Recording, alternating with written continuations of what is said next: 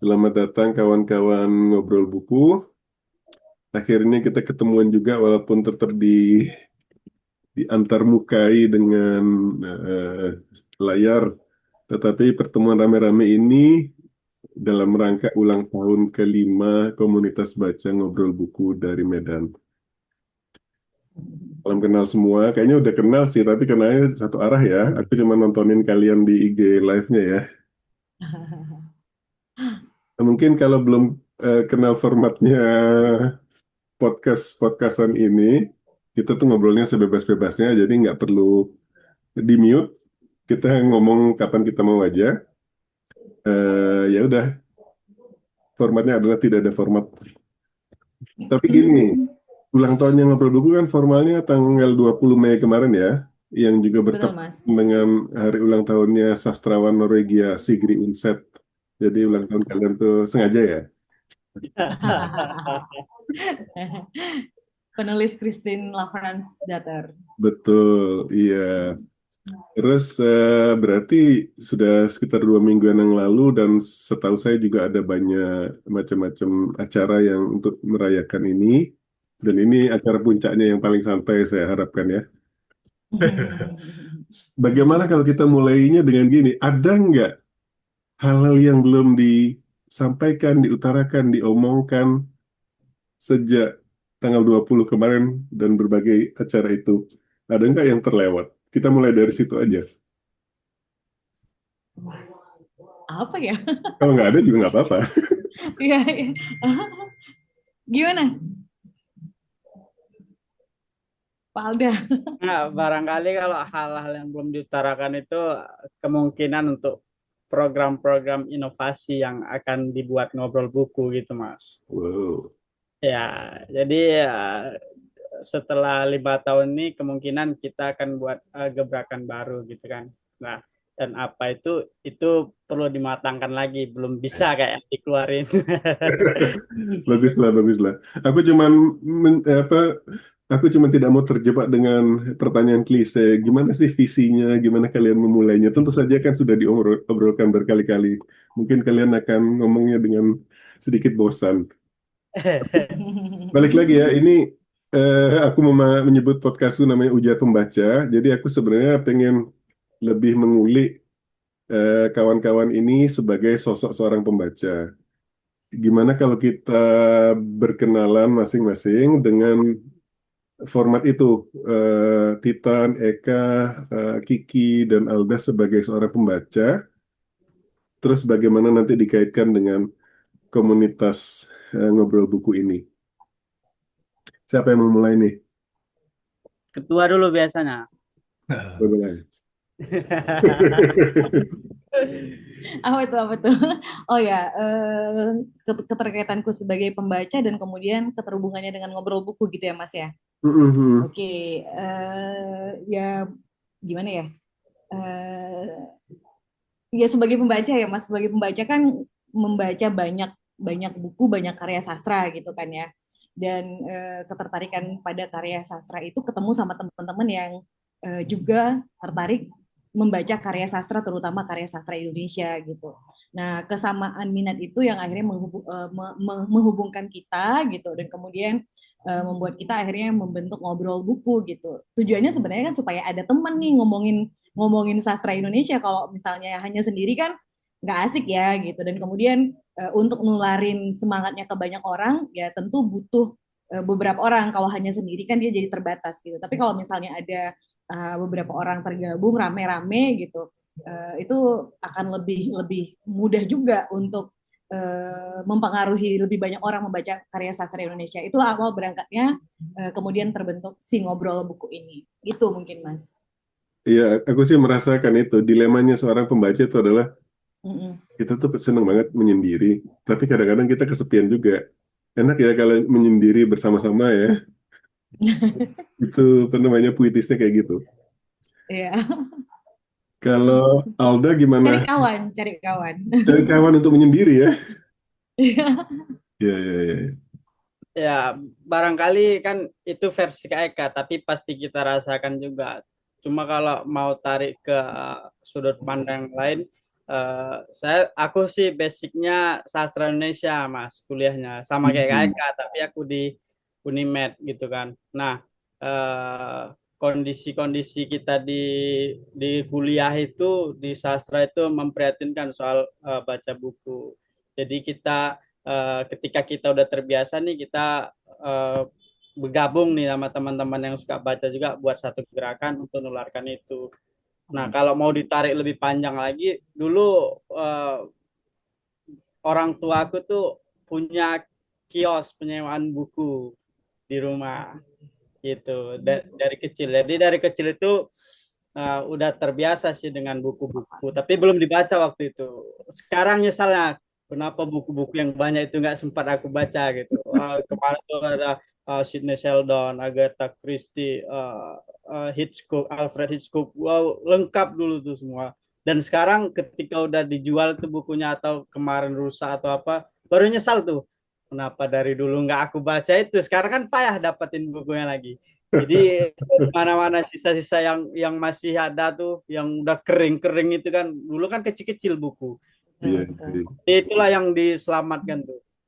Memang katanya penyesalan datang belakangan sih, Al. Iya, Mak- itulah. Makanya penebusannya bikin toko buku ya. Ya, itu Ya. barangkali ambisi untuk balas dendam atau ambisi untuk supaya mengenang masa lalu. Begitulah, Mas. Nyewain buku-bukunya Kopingho juga nggak? Kopingho dulu sempat punya, tapi karena udah nggak ada lagi tuh belum belum sempat ditelusuri itu.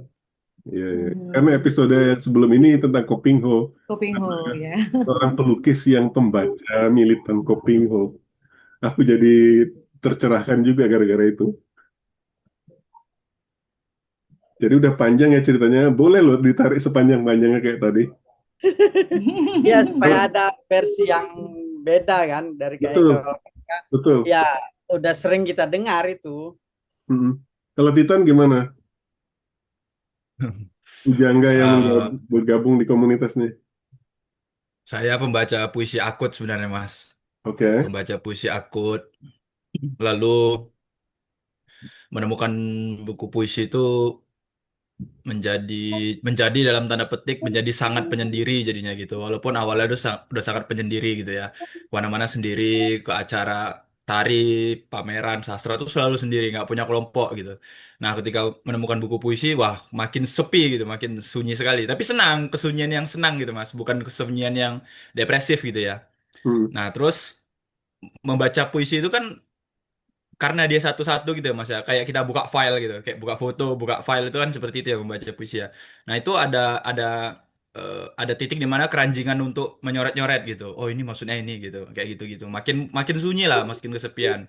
Nah waktu itu Instagram kayaknya baru bisa fitur live Instagram Mas. Hmm. Itu aku live tiap malam Mas, tiap malam sendirian kadang sama temen itu ngomong aja ngomong sendiri itu saking kesepiannya nih anak saking kesepiannya ini orang sangat akut sekali pembaca puisi aku tidak membaca prosa waktu itu bahkan aku tidak peduli prosa pada waktu itu kasarnya ya gitu ya mas ya nggak peduli prosa cerita pendek dan novel ini bukan sesuatu yang aku masuki terlebih dahulu gitu aku akan masuk ke sana tapi bukan saatnya gitu.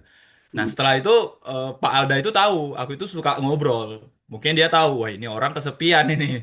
Ngobrol tiap hari sama teman-temannya. Dia ajak lah, ayo mau nggak gabung ke ngobrol buku. Dan awal mulanya itu kalau Mas Irwan ngikutin poster-poster itu aku hanya membaca dan mendiskusikan buku-buku puisi, Mas. Aku ingat. Semuanya itu buku-buku puisi sastra Indonesia.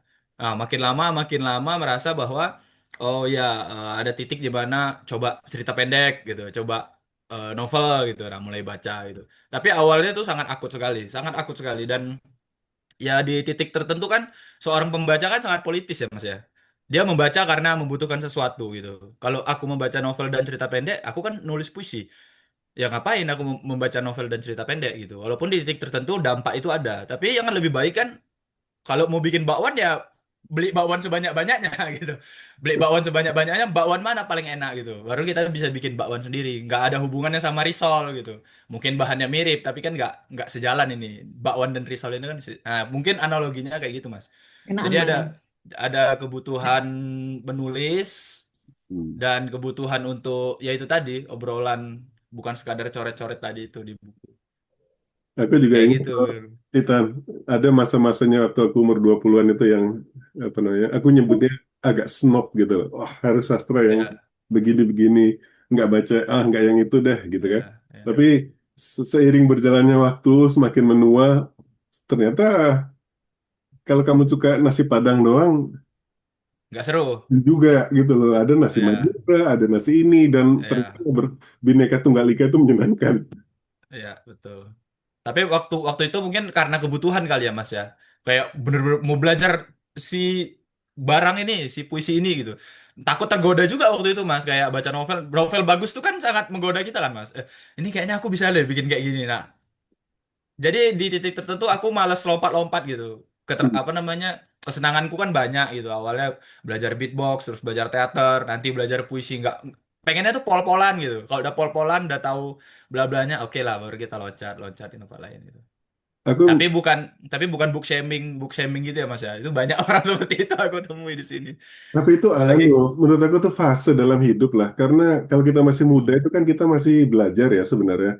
Ada untungnya punya agak snobbery kayak gitu. Kita jadi fokus, ya ya.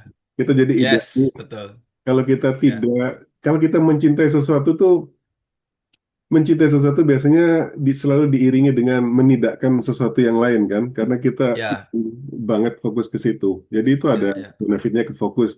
Cuman kalau ya. kita terlalu fokus untuk menidakkan yang lain, kita jadi snob yang shaming-shaming nggak jelas. Menye betul menyebalkan di satu titik jadi menyebalkan. Ya, aku menjauhi kata Betul. itu sebenarnya. Betul. Betul. Ya, ya, ya, ya, menarik, menarik. Kiki gimana? Udah tadi udah senyum-senyum nih pasti ada ini. Iya Mas, mungkin aku berbeda ya sedikit dengan teman-teman karena belakangan ya suka sama baca. Karena dari kecil tuh aku kan suka musik sama film kan. Hmm. Sampai sekarang gitu kan, aku suka musik sama film. Kalau buku itu dulu ada, bapakku punya beberapa buku-buku Melayu. Kebetulan aku orang Melayu Mas. Jadi ada beberapa pantun, dendang Melayu, buku-bukunya dan lain sebagainya. Tapi saat itu ya masih ya anggap gitu aja kan ke belakang ketika nonton film gitu kan. Oh, ini kan terinspirasi dari buku gitu. Nah, dari situ penasarannya. Ini dari berdasarkan novel ini, berdasarkan dari cerita ini. Nah, benar nggak apa yang divisualkan oleh film itu sesuai dengan bukunya? Nah, jadi dari rasa penasaran itu sebenarnya mulai baca buku. Kalau ingat dulu waktu 2008 awalnya tuh nonton Ayat Cinta. Masuk SMA ya kan. Aku 2008 baru lulus SMA baca Ayat Cinta. Oh kok beda gitu kan. Enakan novelnya gitu kan ketimbang film. Dan beberapa lanjutannya sampai sekarang gitu ternyata asik ya kalau baca ketimbang kita visual gitu, audio visual kan. Lebih asik itu membaca karena punya imajinasi sendiri gitu untuk menafsirkan bacaan kita. Kemudian belakangan suka beli satu, dua, tiga kan buku-buku, kemudian bacanya dikit-dikit gitu kan. Dan terakhir ketemu dengan teman-teman. Saat itu ada satu event ya, Kak Eka dan Bang Alda ya. Kita satu event dari Kementerian apa Bang, Bekraf ya, dari Bekraf, writer trainer. Nah, dari situ sih. Awalnya sih sebenarnya aku gabung di pers mahasiswa, Mas.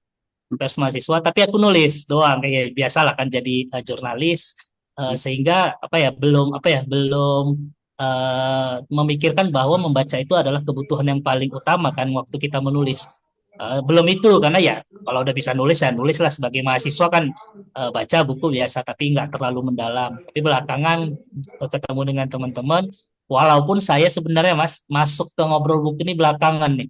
Jadi Hmm. anak junior lah nih, juniornya kawan-kawan saya belakangan masuk di tahun Tahun ketiga berapa? atau tahun kedua kalau nggak salah ya kak ya. Ya Hmm. karena saya ngelihat ya kok flyer ngobrol buku nih kok jelek kali gitu.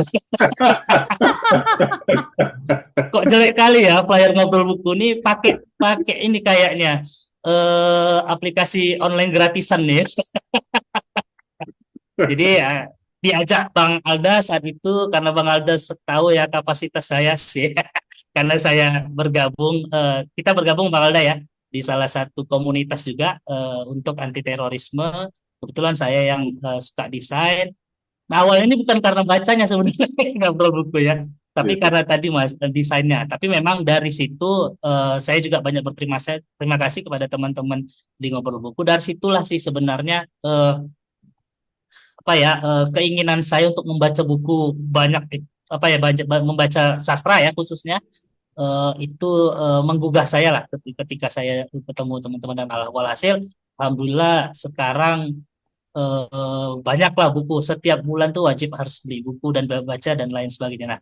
Nah, tentu dari situ sih minatnya dari apa ya tidak kalau di dalam apa kesimpulannya adalah saya nggak puas gitu dengan film yang berdasarkan novel atau karya cerita sastra lainnya gitu sih Mas.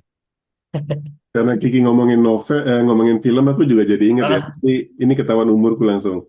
Jadi tahun 90-an itu aku nonton film Dead Poet Society. Kayaknya itu yang bikin aku hook sama sastra.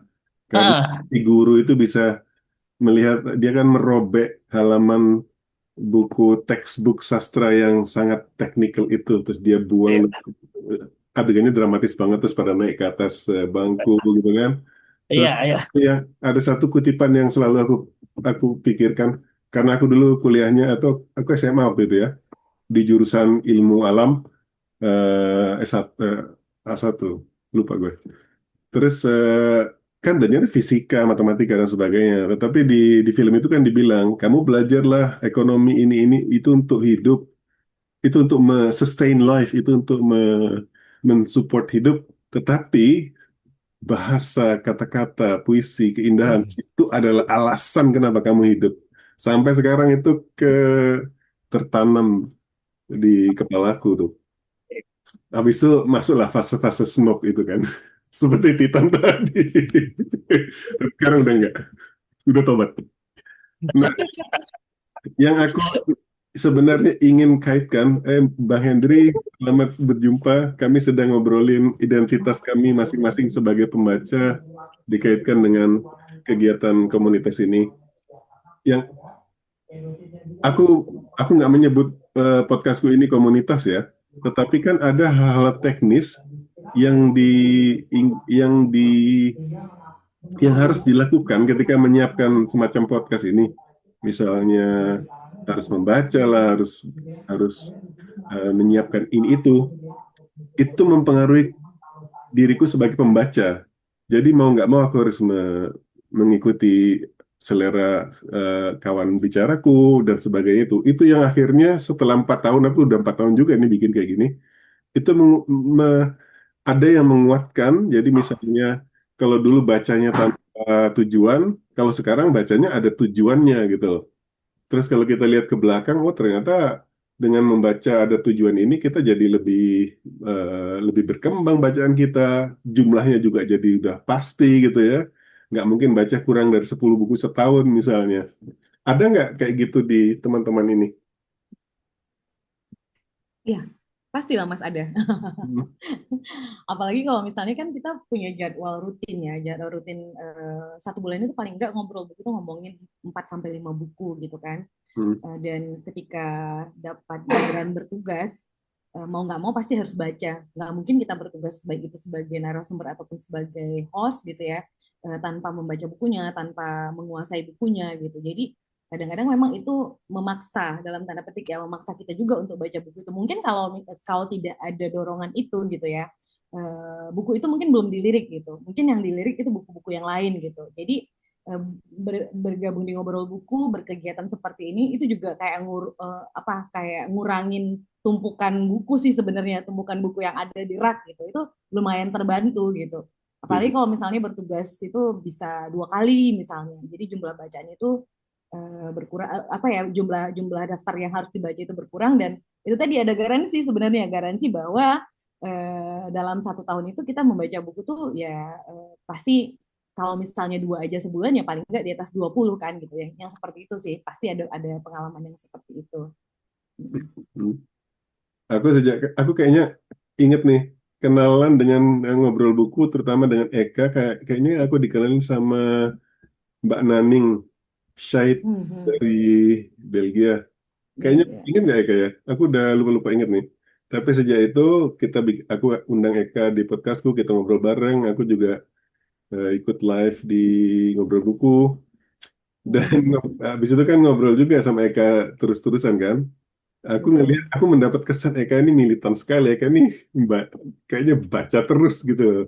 Dan itu juga apa namanya, mengetahui ada orang yang seperti itu bisa membuat aku juga, oh aku juga semangat gitu kan. Itu secara nggak langsung membuat kita merasa menyendiri bersama tadi seperti yang aku bilang di awal itu.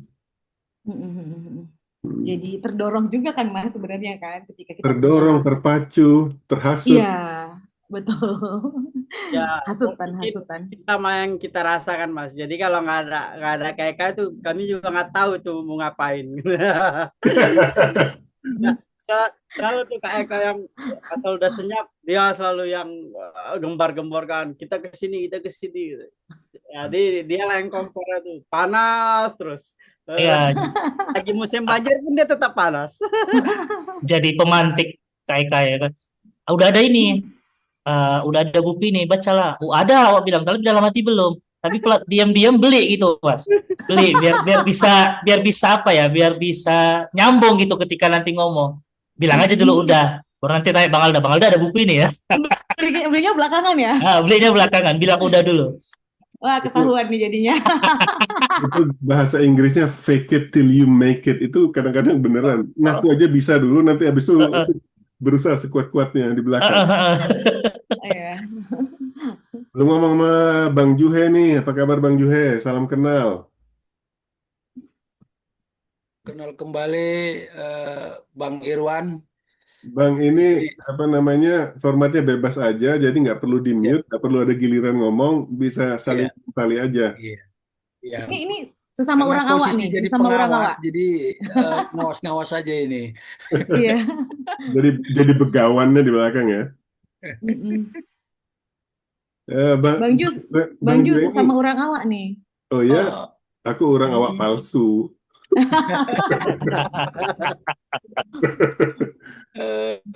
kalau sesama orang awak nanti kami bahasa orang awak pula ya kan. Aku Mas nggak Irwannya nggak bisa, bisa. aku cuman Eh, Irwannya pasif. nggak bisa. Aku aku bisa bahasa Padang itu kalau mau beli sepatu di Surabaya. Karena pedagang sepatu di Jalan Praban itu orang Padang semua. Kalau aku bisa ngomong Padang ada logat-logatnya dikit tuh dapat diskon. Barada. Barada. Kenapa? Jadi Bang Juhe Eh, ini sejak awal berdirinya Ngobrol Buku ya? Mm-mm. Iya, iya, sejak awal. Dari kegelisahan lah sepertinya. Gimana kawan-kawan tuh banyak yang membaca sastra, tapi sastra itu seperti dianggap senyap karena tidak dibicarakan. Hmm. Eh, Banyak komunitas sastra yang bicara apa namanya acara ya, bikin acara, tapi kadang-kadang pembahasan tentang buku sastra itu sendiri tidak begitu menjadi poin penting. Lebih banyak kepada reuninya gitu, reuninya. Kemudian perkara-perkara yang bersifat mungkin istilahnya gosip lah ya, yang kita pakai isu-isu terkait bukan terkait yang ada proses antara proses kreatif pengarang dengan karyanya, tapi di luar itu sehingga gosipnya tidak tidak tidak mengarah kepada bagaimana memacu kawan-kawan lain untuk bisa membaca karya sastra, kemudian kawan-kawan lain yang untuk bisa juga menulis sastra. Lebih banyak kadang-kadang misalnya membicarakan persoalan pribadi, ini yang kita hindari. Nah, tapi ketika bicara soal hal yang pribadi yang sifatnya kreatif, misalnya bisa ambil contoh kita ambil contoh yang dari luar lah gitu ya. Bukowski misalnya. Tadi Mas Bang Irwan udah singgung soal Deadpool Society itu kan dari film misalnya kan. Itu bisa didiskusikan. Misalnya kayak Khairil kenapa ya suka suka ini ngutil buku gitu kan. Awalnya gosipnya itu dulu. Khairil nyolong buku, nyolong jas Sahrir ya. Nah, kemudian dari obrolan seperti itu kan itu secara apa namanya literatur ada catatannya. Misalnya itu pernah dikisahkan oleh teman-temannya Khairil ya. Nah, ini dikisahkan dalam bentuk tertulis. Misalnya ketika mengenang Khairil, ada selalu cerita-cerita negatif tentang Khairil. Tapi bukan cerita negatifnya itu yang diperluas menjadi sebuah apa namanya perilaku yang tidak baik. Tapi bagaimana keliaran Khairil itu terus kemudian menghasilkan puisi-puisi yang liar juga misalnya. Nah, hal yang seperti itu sebenarnya kita ingin kawinkan. Maka diskusi buku sastra itu menjadi menarik ketika pribadinya itu yang unik, ya, ciri karakteristiknya itu muncul unik, nakal, kemudian kita kita cari irisannya dengan karya-karya yang dibikinnya. Nah, akhirnya gosip itu menjadi hilang, menjadi gosip yang bermutu, kira-kira gitulah. Walaupun Hmm. kata gosip itu kan stigmanya sangat negatif. Ya, ya, ya. Tapi dari perbincangan para pengarang ini, kita jadi termotivasi itu misalnya. Ini kan sama dengan kita misalnya belajar menulis dari praktisinya misalnya gitu, petunjuk gitu. Atau belajar menulis dari buku-buku pedoman. Tapi ini belajar menulis atau belajar sastra dari karakter si pengarangnya. Nah, itu termotivasi kan. Misalnya ada seniman terkesan nakal nih ya kan gitu, tapi dia nggak kreatif. Nah, dia seniman tapi tidak kreatif dan terkesan nakal. Yang diambil nakalnya, maka kita kita motivasi dia.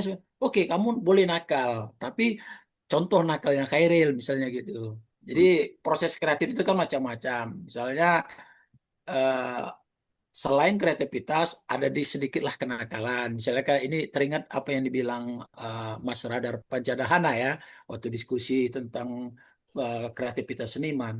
Ada 3 hal katanya. Pertama, kreativitas itu dibangun dari dalam, misalnya motivasi dari dalam. Kemudian kreativitas itu pun tidak berjalan secara linier. Dia bisa zigzag juga gitu kan. Kemudian ada aspek kenakalan. Nah, aspek kenakalan ini kan sifatnya privat ya, masalah pribadi, tapi kenakalan yang dalam tanda kutip lah kita bilang ya. Misalnya ada katakanlah ada penyair eh, nakal jahilin orang, dari kejahilannya itu memunculkan hal-hal yang sifatnya kreatif misalnya dan melahirkan puisi-puisi yang bagus, tapi tidak kriminal seperti itu. Contohnya ya kayak Iril tadi misalnya. Nah, kenakalan. Kemudian ada poin yang ketiga yang menurut Mas Radar itu sangat penting, yaitu sekolah. Nah, ini yang ketiga ini yang jarang, ini yang jarang dilakukan ya. Artinya eh, kita bisa cemburu ya kepada teman-teman yang seniman tapi dia tetap sekolah lagi, sekolah lagi, sekolah lagi menggali ilmunya itu. Misalnya ada penyair eh, dia punya kesempatan untuk sekolah lebih tinggi, ah itu kan keren. Jadi kalau bisa dapat yang 3 ini luar biasa sastra kita. Sayangnya eh, dunia sastra kita masih berpatok kepada persoalan kreativitas dan kenakalan kecil-kecilan. Tapi faktor sekolah ini yang kadang-kadang tidak menjadi motivasi yang sangat penting. Sehingga perbincangan sastra, perbincangan sastra itu hanya di level 2 ini, di level yang ketiga akademis, misalnya mendiskusikan karya sastra secara mendalam, itu jadinya jarang dilakukan. Nah, Hmm. ngobrol buku, aku pikir bisa masuk ke ranah itu, walaupun tidak secara akademis total ya, tapi setidaknya kita mengundang teman-teman yang berlatar belakang disiplin ilmu yang berbeda untuk membahas sebuah karya sastra, setidaknya itu memberikan satu pandangan baru. Misalnya kayak orang antropologi membahas karya sastra, orang sejarah misalnya kayak teman kita Dian Purba, bagaimana dengan pengetahuan dia tentang perang. Nah, itu kan menambah perspektif kita memandang sastra yang secara luas. Sastra itu memang suatu yang unik. Nah, ketiga hal ini yang menurut aku di ngobrol buku pingin kita kita olah. Setidaknya ada teman-teman kita yang sekolah di jurusan itu, kemudian ada yang juga di luar jurusan interdisipliner sehingga menjadi menjadi kuat gitu. Nah, ngobrol buku mudah-mudahan bisa hadir dan berkelanjutan karena bagaimanapun sebuah gerakan dilihat juga dari ketahanannya kan, ketahanan fisik, ketahanan gerakannya. Kira-kira itu Bang Irwan, sehingga eh, kita terpanggil ya, nih kawan-kawan kayak Eka langsung menyambut baik gitu kan. Alda sebagai penerbit yang selalu gelisah dengan kurangnya karya apa, kurangnya naskah-naskah gitu kan. Kemudian masuk lagi Titan, masuk Ahmad Hakiki, ada Dian Nangin. Jadi itulah kegelisahan, berangkat dari kegelisahan, apalagi waktu itu masa pandemi, makin gelisah orang. eh, Dulu sempat ada yang apa bertanya-tanya nih, kayak Alda ini bertanya dia, skeptis dia kan. Zaman sekarang apa penting, apa mau orang ngumpul di dunia online gitu gitu kan? Karena kan kita ini kan orang konvensional, pinginnya bertatap muka gitu, karena lebih asik bertatap muka. Tapi Tapi ya Bang, dengan mencoba itu, mudah-mudahan itu satu satu pintu ya, di digital, dan pintu yang lain tetap kita jaga. Contohnya bertatap muka. Kira-kira itu Bang Bang tapi Bang, Irwan. Bang Joy, aku ada sedikit atau tambahan lah alternatif perspektif melihat soal ini ya. Aku dari Hmm. SMA itu senang banget baca koran minggu karena aku Ya, melihat di situ ada polemik, ada artikel sastra, ada cerpen dan sebagainya. Tapi pada saat itu aku merasa mungkin karena ya memang benar ya masih masih muda, masih sekolah. Aku melihat itu ada panggung dan yang bisa ngomong di panggung-panggung itu adalah orang-orang yang sudah punya nama besar. Jadi nggak ada gatekeepernya kalau kita mau nulis sesuatu, mau beropini, mau berpolemik, kamu harus menjadi Hmm. somebody dulu gitu kan. Yang aku lihat ketika berkembangnya bookstagrammer dan sebagainya ini adalah demokratisasi dari semua itu. Semua orang bisa bersuara dan suaranya sama kencengnya dengan orang-orang yang punya nama itu. Aku ngelihatnya jadi, wah ini lebih bagus lagi karena eh, misalnya untuk menyebut karya yang bernilai atau tidak bernilai itu apakah karena dipuja-puja sama orang-orang yang ada di panggung itu atau karena dia lebih banyak dibaca gitu kan selalu ada apa namanya tarik ulur seperti itu. Nah ketika aku nggak tahu ya ngobrol buku ya ketika aku bikin podcast ini aku sengaja mencari fokus kepada pembaca-pembaca itu karena menurut aku kalau karya itu dipuji-puji tapi tidak dibaca itu tragis sekali gitu kan. Dan jangan sampai juga ada kesan bahwa kamu harus punya kapasitas tertentu sebelum membaca karya itu. Itu yang sering apa namanya efek samping dari mungkin berkilauannya polemik-polemik besar itu karena aku nggak ngerti nih, aku nggak ngerti nih. Aku pengen tuh baca dulu, ngerti nggak ngerti itu urusan belakang karena pengertian dalam membaca itu pun sebuah skill yang harus dibangun kan. Kamu harus mulai baca dulu baru mulai mengerti. Nggak bisa berusaha, oh hanya orang-orang berbakat saja yang akan bisa mengapresiasi karya-karya besar itu. Jadi kayak si Kiki tadi bilang fake it till you make it.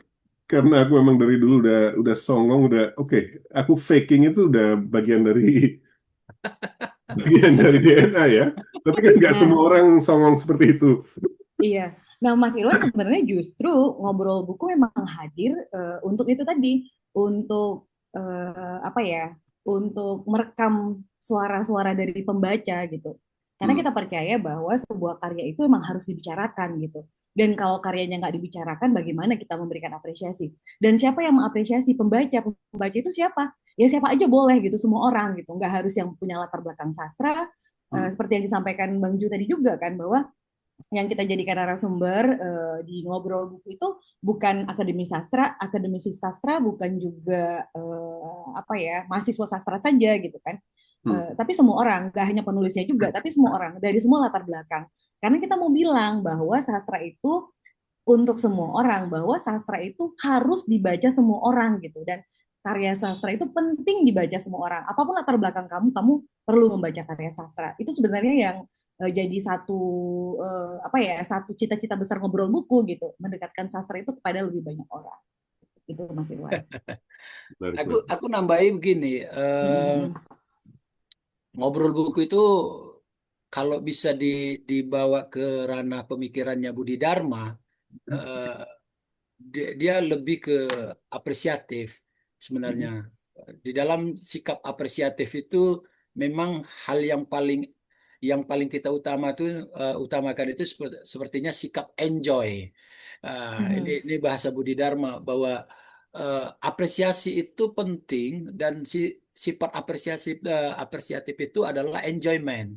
Bahwa kita memang membahas karya sastra itu secara enjoy Menyenangkan. dan Mhm. plus minusnya memang pasti ada lah gitu. Artinya dia tidak lebih mendalam. Tapi ada juga peluang di ngobrol buku untuk bersifat semacam kritik.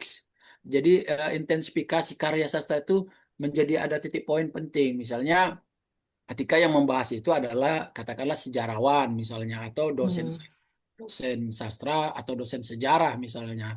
Itu ada peluang untuk masuk ke ranah kritik yang mendalam, tidak sekedar apresiasi, tapi dia Mhm. lebih ke kritik. Nah, ngobrol buku memang eh, bermula dari apresiasi tadi gitu, bahwa kita mengapresiasi karya bukan berdasarkan apakah ini kadarnya sastranya kadarnya Mhm. sekitar berapa 80% atau 75%, enggak begitu dulu, tapi bagaimana kita menghidupkan ranah sastra itu melalui perbincangan.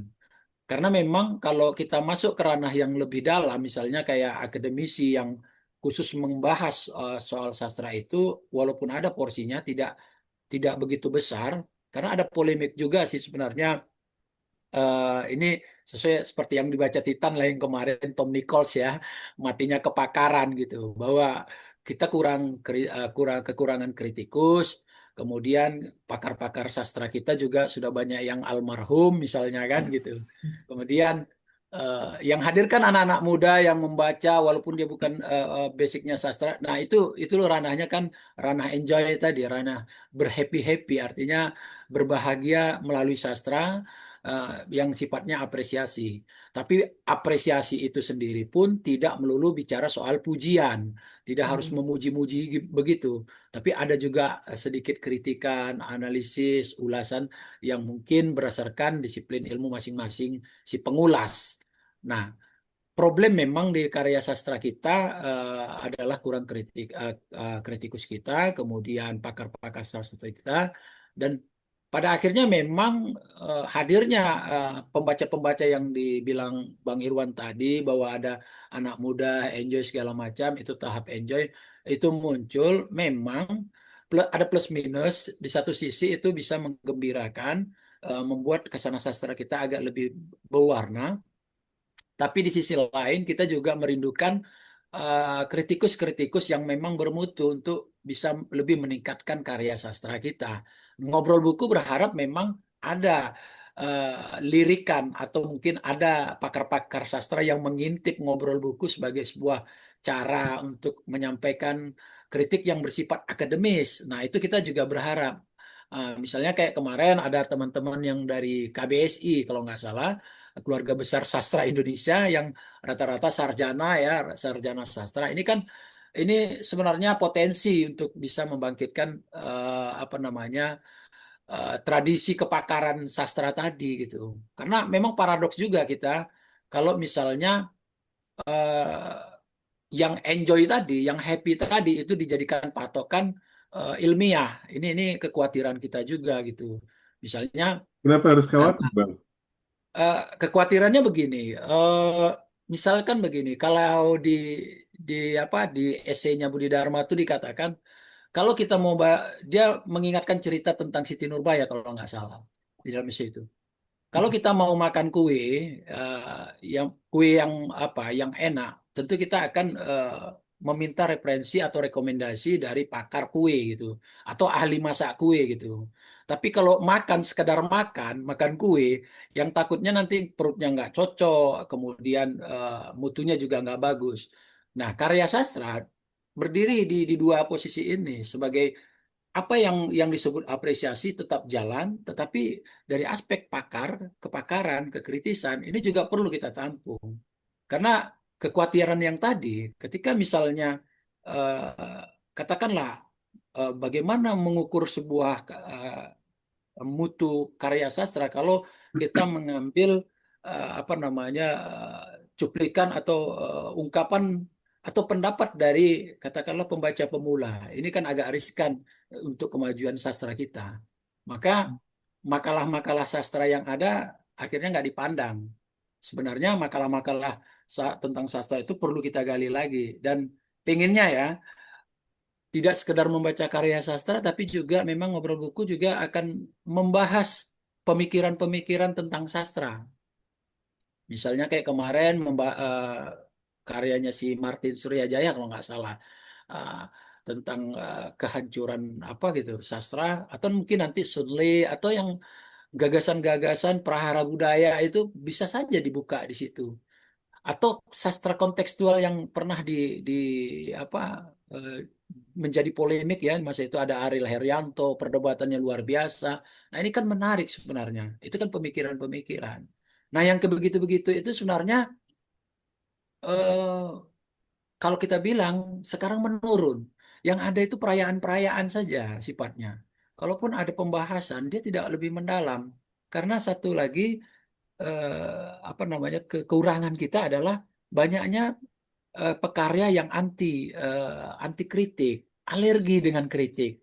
Nah, ini juga jadi persoalan. Ya, mudah-mudahan dengan lewat ngobrol buku juga kita bisa bisa membicarakan persoalan-persoalan itu dengan kepala apa ya, dengan pemikiran yang lebih terbuka. Ya, untuk apa? Semua ya untuk kemajuan sastra kita sih. Nggak bisa juga kita berpatok kepada aspek materi saja gitu. Tapi bagaimanapun ya contohnya kemarin ada semacam kegelisahan ya. Misalnya kegelisahan dari para senior misalnya sastra tidak bisa menjadi gantungan hidup. Nah, ini kan secara secara tidak langsung ini menunjukkan bahwa sastra itu bukan hal yang apa namanya? Bukan hal yang primer sebenarnya. Karena di balik itu ada bahasa.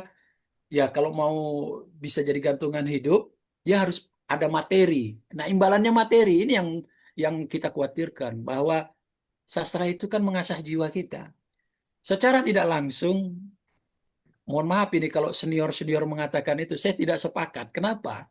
Karena secara tidak langsung dia sedang mengerdilkan dunia dia sendiri gitu. Padahal hidup dia itu kaya, kaya bukan dalam kategori materi ya, kaya batin, kaya pemikiran, itu justru dari pemikiran-pemikiran dia dan persinggungannya dia dengan sastra. Nah itu yang menurut aku akhirnya menjadi penurunan. Efeknya gitu ketika misalnya segala profesi harus diukur dari materi. Walaupun materi memang penting, tapi kalau diukur dari situ, ya sastra kita pun akan tidak tidak maju juga. Karena sejarah telah dituliskan, telah mencatat ya. Sejarah telah mencatat bagaimana eh, pergulakan pergulatan hidup sastrawan itu luar biasa. Kalau kita bilang, apakah mereka memang mengejar harta? Saya pikir enggak. Justru mereka memang ingin memperkaya jiwa manusia. Dan di situ titik tolaknya. Bahkan sampai pada akhirnya ada sastrawan yang bunuh diri, yang segala macam. Nah, ya, apakah itu keputusasaan dia terhadap materi? Saya pikir tidak. Tapi bagaimana dia mungkin kebuntuan dia dalam berkreativitas itu yang membuat dia menjadi apa namanya putus asa. Karena salah satu cara melawan apa kejenuhan hidup ini kan adalah berkreativitas kan gitu. Tapi Bang Kira-kira Johe, itu tapi Bang Johe, kegelisahannya. Ah, tapi Bang Johe ya, saya sama sekali ya, tidak khawatir Bang Johe. Karena gimana? itu saya itu orang yang pragmatis ya. Saya Ya, ya. latar belakang pendidikan di dunia teknis. Mm, Gitu, saya ngasih ambil contoh aja nih. Saya sama sekali tidak khawatir. Saya sangat memisahkan antara dunia kritisi, dunia yang teknik-teknik, yang kepakaran itu, dengan dunia pembaca secara umum. Karena mm, menurut saya audiensnya itu berbeda. Saya tidak akan pernah mengharapkan pembaca awam itu akan mengerti segala polemik yang itu dan itu juga menurut saya salah sasaran saja. Karena dunia yang ada di universitas, dunia ataupun apalah yang di mana tempatnya itu terjadi, itu memang dunianya di situ. Kalau seorang penulis ingin mendapatkan feedback dari segi kepakaran, dengarkanlah itu. Karena di situ memang sumbernya pengetahuan. Tapi kalau si penulis itu ingin mendapatkan apresiasi yang lebih umum, bagaimana karyanya ini berdampak ke masing-masing pribadi yang tidak tahu teori-teori itu, lihatlah ke pembaca umum. Dan mengharapkan keduanya bergabung itu seperti menegakkan benang basah. Oh, padangku keluar nih.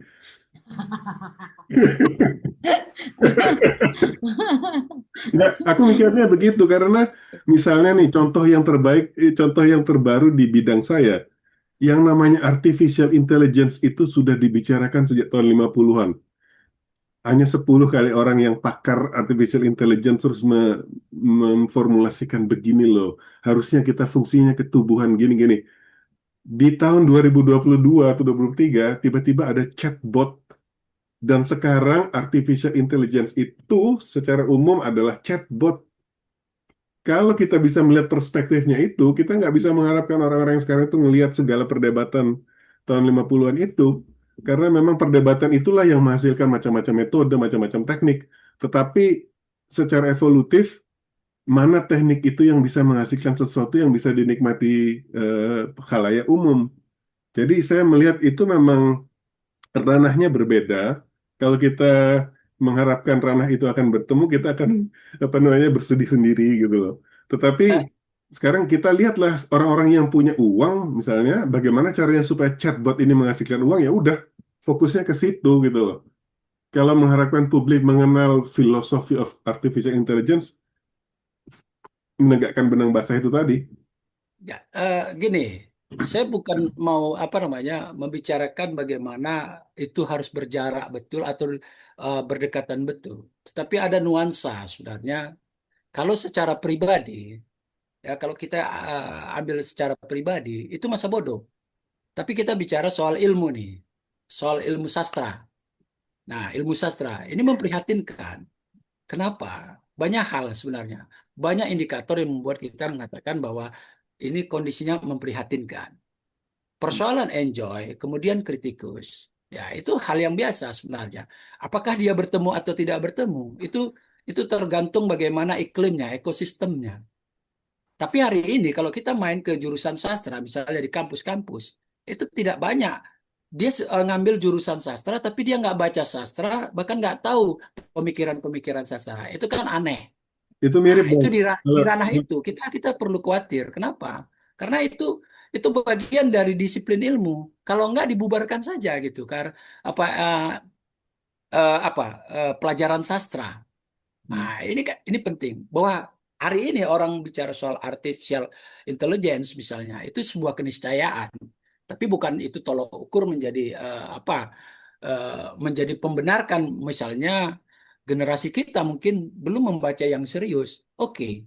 Cuma dari tahun ke tahun sampai akhir ini itu keluhannya sama bahwa kita masih kalau seperti curhatannya Taufik Ismail 20 tahun lalu, 10 tahun lalu itu masih sama.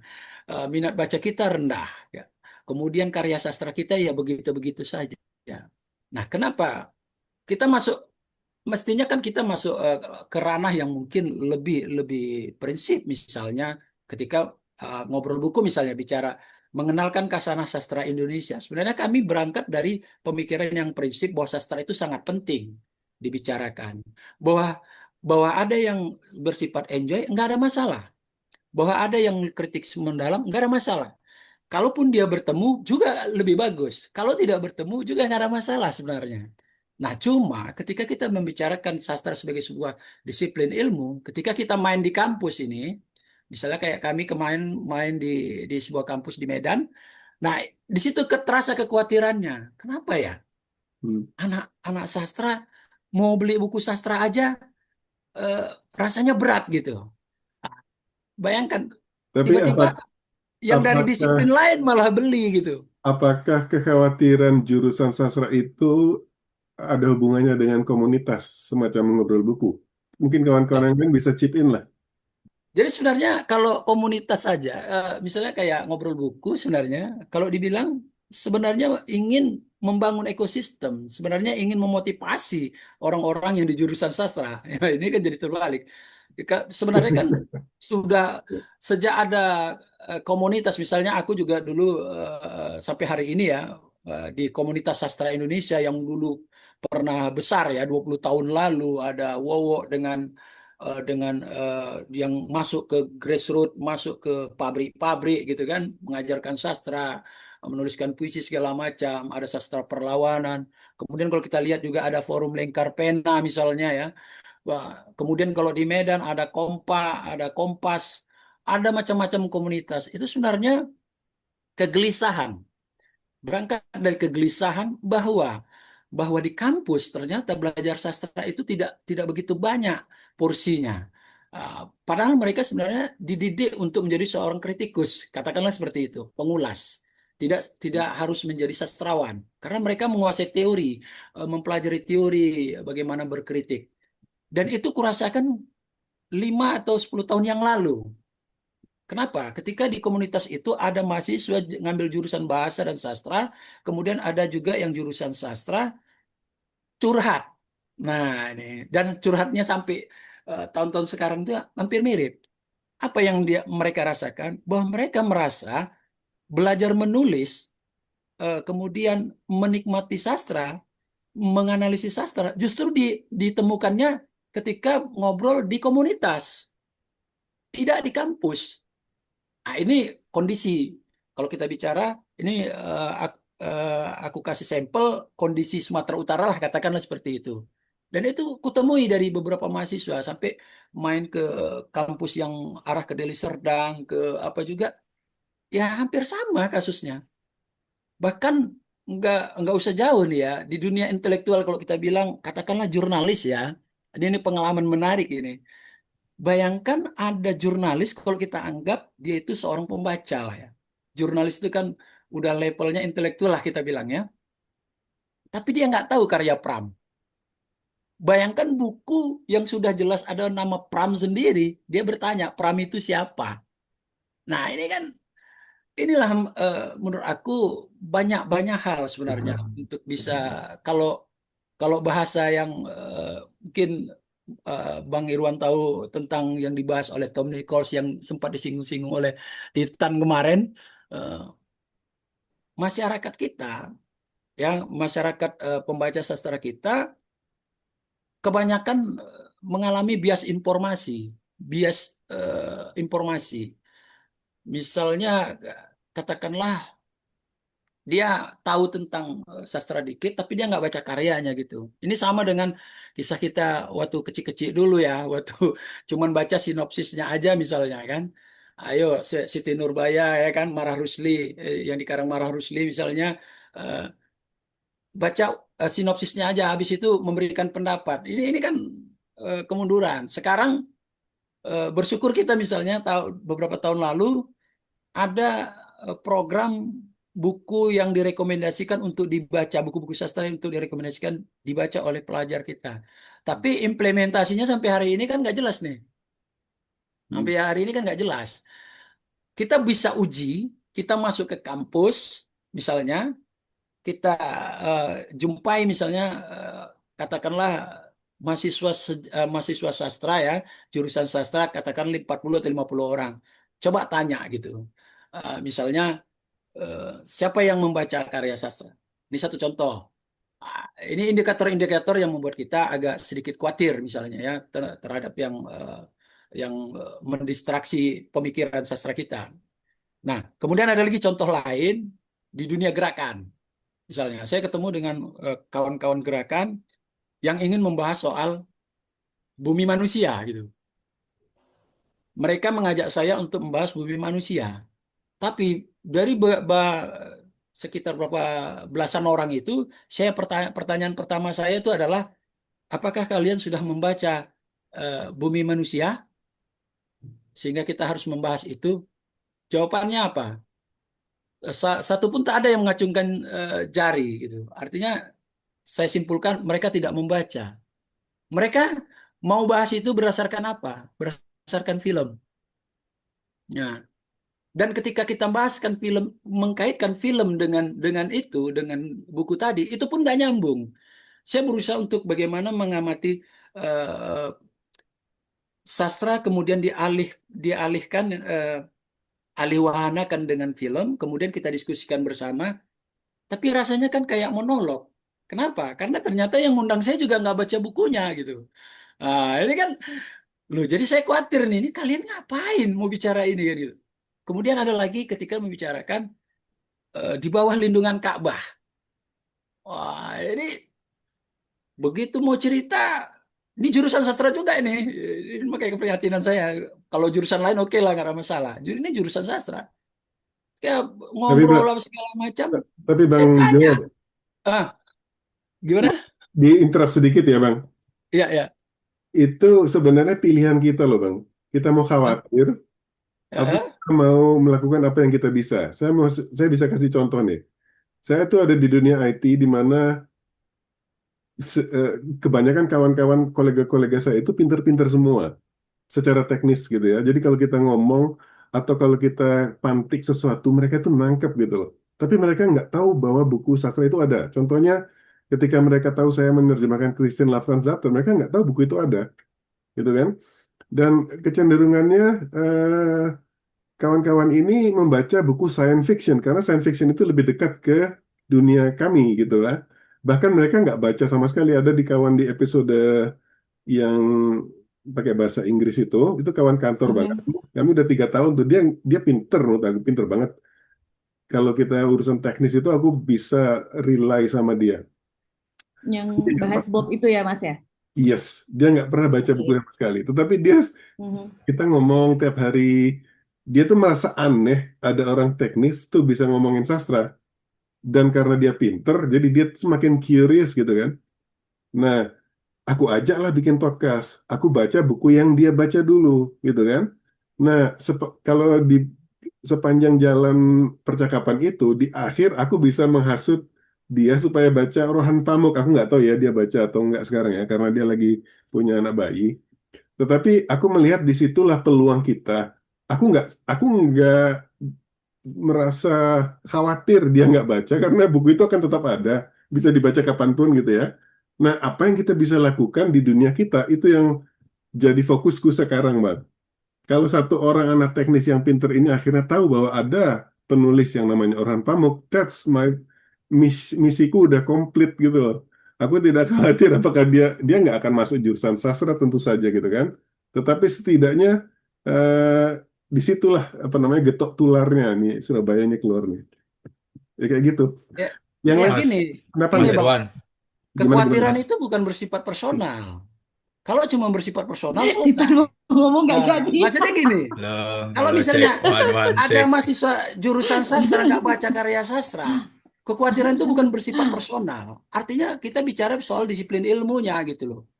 Nah, kalau saya Tapi ketemu beneran nggak mahasiswa, masih saya perlu selalu ada bilang disiplin begini. ilmu itu nggak? Enggak, saya bilang gini sama mahasiswa. Jangan ngaku mahasiswa kalau nggak suka membaca. Terserah mau baca apa saja. Jangan ngaku mahasiswa kalau nggak suka nulis. Jangan ngaku mahasiswa kalau nggak suka diskusi. Nah, terserah dia mau nulis apa, terserah dia mau membaca apa, terserah dia mau diskusi apa. Nah, ini tetap kita bilangkan, kita ungkapkan persoalan kekhawatiran itu. Kekhawatiran kita itu bicara kekhawatiran terhadap disiplin ilmu itu sendiri. Kenapa? Terbukti bahwa dari sejarah dari ilmu apa namanya Fakultas Sastra sekarang menjadi Fakultas Ilmu Budaya. Ini kan ada apanya juga gitu. Artinya Fakultas Sastra sendiri pelan-pelan akan tergerus gitu. Nah, persoalannya seberapa penting sastra buat kita? Kalau kami ngambil ngambil persoalan katakanlah masa bodoh apa segala macam kekhawatiran itu, kami sudah ngambil posisi piramida sebenarnya. Bahwa kami tidak bicara gerakan literasi, gerakan sastra itu harus ratusan massa, tidak. Mau banyak orang baca sastra, tidak. Justru sebenarnya semakin eksklusif, hanya orang-orang tertentu sajalah, orang-orang terpilih sajalah yang bisa membaca sastra. Nah, sampai akhirnya kita punya semacam statement secara pribadi ya. Aku khawatir dengan disiplin ilmunya, tapi kalau orangnya nggak bisa dikasih tahu, ya sudah masa bodoh. Jadi kan kekhawatiran itu sebenarnya bukan kekhawatiran bahwa bahwa ada orang nggak suka sastra, ada nggak ada masalah sebenarnya. Tapi kekhawatiran itu adalah sebagai pencinta sastra ini ya, alangkah menyedihkannya bangsa yang punya tradisi membaca sebenarnya tradisi lisan itu harus tergerus kesastraannya sendiri gitu. Bahwa kalau kalau aku pernah contohkan misalnya kayak John Ruskin, memilih mana, kehilangan India atau kehilangan Shakespeare misalnya. Nah, lebih bagus kehilangan India. Sampai segitunya ada rumusan-rumusan dari sastrawan di luar gitu. Nah, di kita, di Indonesia sendiri, yang membuat aku menjadi khawatir mungkin bukan secara pribadinya gitu, personal mahasiswa jurusan sastranya, tapi arah peradaban bangsa ini. Aku masih yakin bahwa kalau pemerintah tidak mengerti peran penting sastra, maka memang negeri kita ini nggak akan maju sampai kapanpun. Karena tolok ukur negara maju itu setidaknya bagiku adalah dia memperhatikan karya sastranya. Menjadikan karya sastra itu bagian dari fundamental pembangunan. Karena di situ ada apa namanya ide-ide yang mungkin bersifat utopis, tapi setidaknya realitas imajinasi yang ada di karya sastra itu bisa menjadi bahan bakar buat buat bangsa kita. Nah, salah satu yang membuat kekhawatiran itu sebenarnya sudah terjadi. Ini mohon maaf kita agak melenceng sedikit. Bayangkan kita memilih pemimpin yang tidak suka membaca, apalagi membaca karya sastra. Coba, mari kita berpikir, udah di mana nih arah bangsa kita? Dulu panding fathers kita, ya, katakanlah Bung Hatta, Bung Karno, itu rata-rata pembaca dan mereka juga baca karya sastra. Buya Hamka membaca Emily Zola. Nah, ini kan Buya Hamka yang dulu dianggap dituding sesat karena dia nulis fiksi segala macam, dia juga pembaca Emile Zola yang lumayan gitu. Artinya kan ada peran penting sastra di situ yang menurut kenapa dia menjadi khawatir karena ada penurunan, tidak ada peningkatan. Nah, hari ini eh, salah satu kekhawatiran kita adalah khawatir terhadap disiplin ilmunya itu tidak dipandang lagi. Misalnya kayak di apa namanya di fakultas di kampus puisi misalnya puisi itu hanya hadir kadang-kadang nggak diperhatikan gitu misalnya eh, ya udah nanti kalau demo baca puisi ya. Nah, dia pada saat yang genting dia harus baca puisi misalnya, tapi dia tidak hadir memberikan suatu semacam pengayaan jiwa gitu. Misalnya hari ini siapa yang mau merenungi kata-kata Ronggo Warsito misalnya? Nah, kan nggak ada gitu. Nah, itu yang menjadi menurut aku kenapa khawatir? Karena mahasiswa-mahasiswa yang katakanlah kaum intelektual akan terasa kosong jiwanya kalau tidak didekatkan dengan sastra. Nah, kekhawatiran itu sebenarnya bersifat kekhawatiran yang menyeluruh. Bahwa jangan-jangan bangsa kita ini akan jiwa kosongnya kalau sastra yang dihasilkan dihasilkan oleh sastrawan kita itu makin lama makin tidak terbaca, makin tidak dibaca dan akhir-akhir ini ada ada semacam apa namanya eh, kegundahan di hati kawan-kawan. Jangan-jangan kita memang dipaksa untuk tidak membaca. Supaya apa? Supaya bodoh terus. Nah, ini kan kalau terjadi kebodohan massal, apakah ini tidak mengkhawatirkan? Ah, itu. Kalau ada satu orang bodoh, ya biarin aja. Tapi kalau bodoh secara jemaah, apa yang terjadi? Kira-kira gitu, Bang.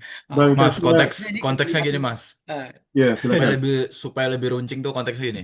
Eh eh, supaya lebih runcing dan spesifik ya Mas ya. Di Medan itu bukan hanya ada ngobrol buku.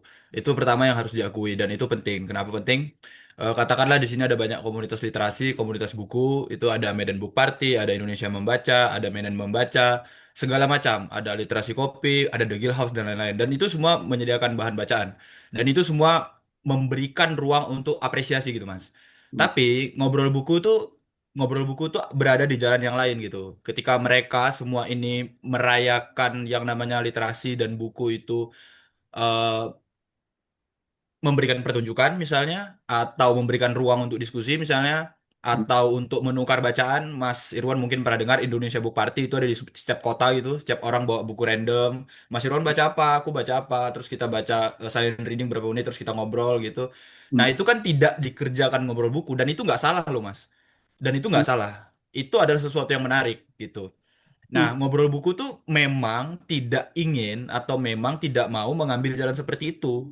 Karena memang tujuannya udah beda gitu. Nah, itu hal pertama yang harus didudukkan dulu supaya kita tahu tadi yang Mas Irwan bilang pakar, awam dan segala macam itu seperti apa gitu ya, gatekeeper dan lain-lain, kritikus, orang-orang di Jakarta sana dan lain-lain gitu. Nah, eh, masalahnya adalah di titik tertentu ketika perayaan dalam seni menurutku terlalu banyak gitu, itu fungsinya jadi bergeser gitu. Fungsi seni itu jadi bergeser gitu. Aku selalu ngambil analogi yang paling tepat tuh di seni rupa, Mas. Kalau kita semua ini ke pameran, itu kan tujuannya jangan-jangan, Mas. Itu kan cuma foto di depan lukisan Avandi. Memang Dan ketika Mas Irwan foto di depan lukisan Avandi, itu yang penting itu siapa? Mas Irwan, bukan lukisan Avandi. betul. Mas Irwannya jadi subjek gitu loh. Padahal kan lukisannya yang jadi subjek gitu. Nah, lukisan udah berubah jadi objek tertentu gitu. Nah, Hmm. ini satu esai sebenarnya di Jawa Pos, aku lupa siapa yang nulis, perempuan. Dia bilang tuh fungsi seni itu udah bergeser gitu. Nah, di titik tertentu tadi sebenarnya pengen bilang bahwa perayaan itu nggak apa-apa, hahaha itu nggak apa-apa dalam seni. Dan itu enak, nikmat banget kok. Pesta itu nikmat banget kok. Merayakan buku itu nikmat banget kok. Tapi di titik tertentu ada semacam pembacaan yang mendalam, yang apresiatif, yang pengen tahu gitu bahwasannya fungsi seni itu bikin kamu tuh ngerenungin hidup gitu di titik tertentu. Tapi jangan lupa juga bahwasannya kamu tuh harus jualan buku gitu. Supaya semua ini dapat dibaca nih kamu harus jualan gitu. Nah, seni rupa tuh udah mikirin itu, Mas. Sastra menurutku ketinggalan. Nah, kebetulan aku di satu tempat namanya Gua Lokal. Kami ngurusin seni rupa, Mas. Jadi kurang lebih Gua Lokal ini ada punya visi gini. Kami percaya bahwa seni rupa itu cuma dua tegangannya. Seni rupa yang murni dan seni rupa yang komersil. Jadi kalau kami bikin pameran tunggal, kami jual stiker, Mas. Hmm. Kami jual tote bag. Kami jual poster. Kami jual karyanya. Karyanya nggak mahal, 800.000. Nggak kayak seniman-seniman Jakarta dan segala macam 15 juta atau berapa, nggak. Dan itu laku, Mas. Dan itu sold out. Dan itu nggak terjadi di sastra, toh. Itu nggak terjadi di sastra, toh, gitu. Jadi, Ya. itu nggak seimbang, gitu. Menurutku itu nggak seimbang. Makanya aku bilang ke Pak Alda, buku ini, buku Celaka Kalau Orang-Orang Jatuh Cinta ini, nggak usah lagi diomongin oleh segala macam kritikus, penyair, dan segala macam itu. Coba kita bikin, yang ngomong tuh arsitek. Gimana? Coba. Yang datang tuh arsitek, Mas. Hmm. Orang-orang kantor temanku yang arsitek itu datang. Hmm. Bukankah itu lebih menarik seperti yang kita kita tahu seperti kasus teman Mas Irwan tadi loh. Hmm. Kok bisa gitu seorang arsitektur datang ke acara sastra gitu. Terus aku bikin pameran seni rupa dari puisi itu. Semua seniman, semua mahasiswa seni rupa yang datang. Dan itu sangat sedikit sekali mahasiswa sastra Indonesia. Dan aku nggak khawatir di situ. Artinya aku lebih berhasil menjangkau banyak orang tau gitu. Ketimbang aku mengharapkan sastra Indonesia atau mahasiswa pendidikan yang memang nggak mau jadi guru dan memang nggak mau jadi kritikus gitu. Nah, jadi momen di titik tertentu aku bukan hanya udah nggak bukan bukan bodoh amat ya Mas ya. Kalau aku bodoh amat pasti aku akan mengusahakan kayak udah ayo ayo di kampus sastra aja segala macam." Loh, aku malah mau meluaskan itu gitu. Nah, ya pembicaranya adalah filmmaker, pembicaranya ada arsitek, seniman dan lain-lain gitu. Jadi menurutku sastra tuh kurangnya ada kemasannya. Sastra tuh terlalu pinter gitu. Ada satu temenku di sini seorang seniman kolektor, aku bilang seni rupa yang Bapak bangun itu terlalu pintar, terlalu murni menurut aku. Terlalu murni. Makanya kenapa orang-orang tuh datang ke Indonesia Book Party tuh ya karena itu tidak murni pemikiran, gagasan filosofis. Dia mau kenalan, aku tuh mau kenalan sama Mas Irwan gitu. Di situ ada Mas Irwan loh, datang aja gitu. Aku mau kenalan, mau ngobrol-ngobrol aja, ngobrol-ngobrol dalam tanda petik kasarnya ngobrol-ngobrol sampah aja, Mas. Iya. Gini aja, happy-happy aja gitu. Nah, itu yang orang pengen gitu. Hmm. Nah, di titik tertentu aku selalu percaya ada tegangan itu, Mas. Antara sastra yang murni tadi dan kita tetap jualan. Kita harus komersil. Komersil dalam artian bukan hanya menguntungkan materi, mendapatkan materi, tapi itu menjangkau seluas-luasnya dan orang random datang ke acara tuh asik sekali. Asik sekali, Mas. Itu kesenanganku yang nggak habis-habis. Kalau aku bikin diskusi buku, aku mau diskusi bukunya rame, aku mau orang yang nggak aku kenal datang. Itu aku selalu bilang ke Pak Alda tuh. Aku mau yang datang rame, masa dia beli buku atau enggak, yang penting dia orang asing. Yang penting dia orang asing. Karena supaya apa? Supaya dia tahu ada ngobrol buku di Medan. Hmm. Orang-orang selalu bilang di mana acara seni di Medan, di mana acara seni di Medan. Medan kota ketiga, keempat terbesar di Indonesia. Dan kamu tanya pertanyaan itu nggak masuk akal menurut aku. Kalau teater ada, galeri ada, pameran ada, sastra ada gitu. Jadi menurutku lagi dan lagi kemasannya terlalu murni dan terlalu pinter. Kalau dariku begitu ya Mas ya. Makanya ngobrol buku selalu mengusahakan dua tegangan itu. Betul betul aku paham sekali karena aku tahu bahwa ngobrol buku ini merayakan kegiatan membaca dan fokus ke sastra Indonesia gitu kan. Dan itu Yes. menurut aku kalian cukup konsisten melakukan itu selama 5 tahun, and I salute you for that. Tapi yang dibalik lagi ke ketegangan yang kita sebutkan atau kita obrolkan dari tadi itu tidak unik di dunia sastra loh. Itu duniaku aja lah, aku tarik lagi ke situ di dunia IT. Ada banyak ide-ide cemerlang di dunia akademis, tetapi ketika yang dilakukan tuh ada agentnya. Yang agentnya tuh kalau di dunia kami itu namanya startup itu. Ketika startup itu bisa melihat ada sebuah ide akademis yang Peluang. dikomersilkan, Yes. jadilah entah aplikasi entah apa, barulah ide itu jadi populer atau ide itu menghasilkan uang. Jadi selalu ada ketegangan itu. 50 tahun yang lalu, tahun 90-an tuh dosen-dosenku tuh kalau ngambil eh, PhD membahas artificial intelligence itu udah siap deh, kamu nggak akan dapat kerja, kerjaanmu akan di akademik saja, dan funding-funding untuk membiayai penelitianmu itu kering kerontang.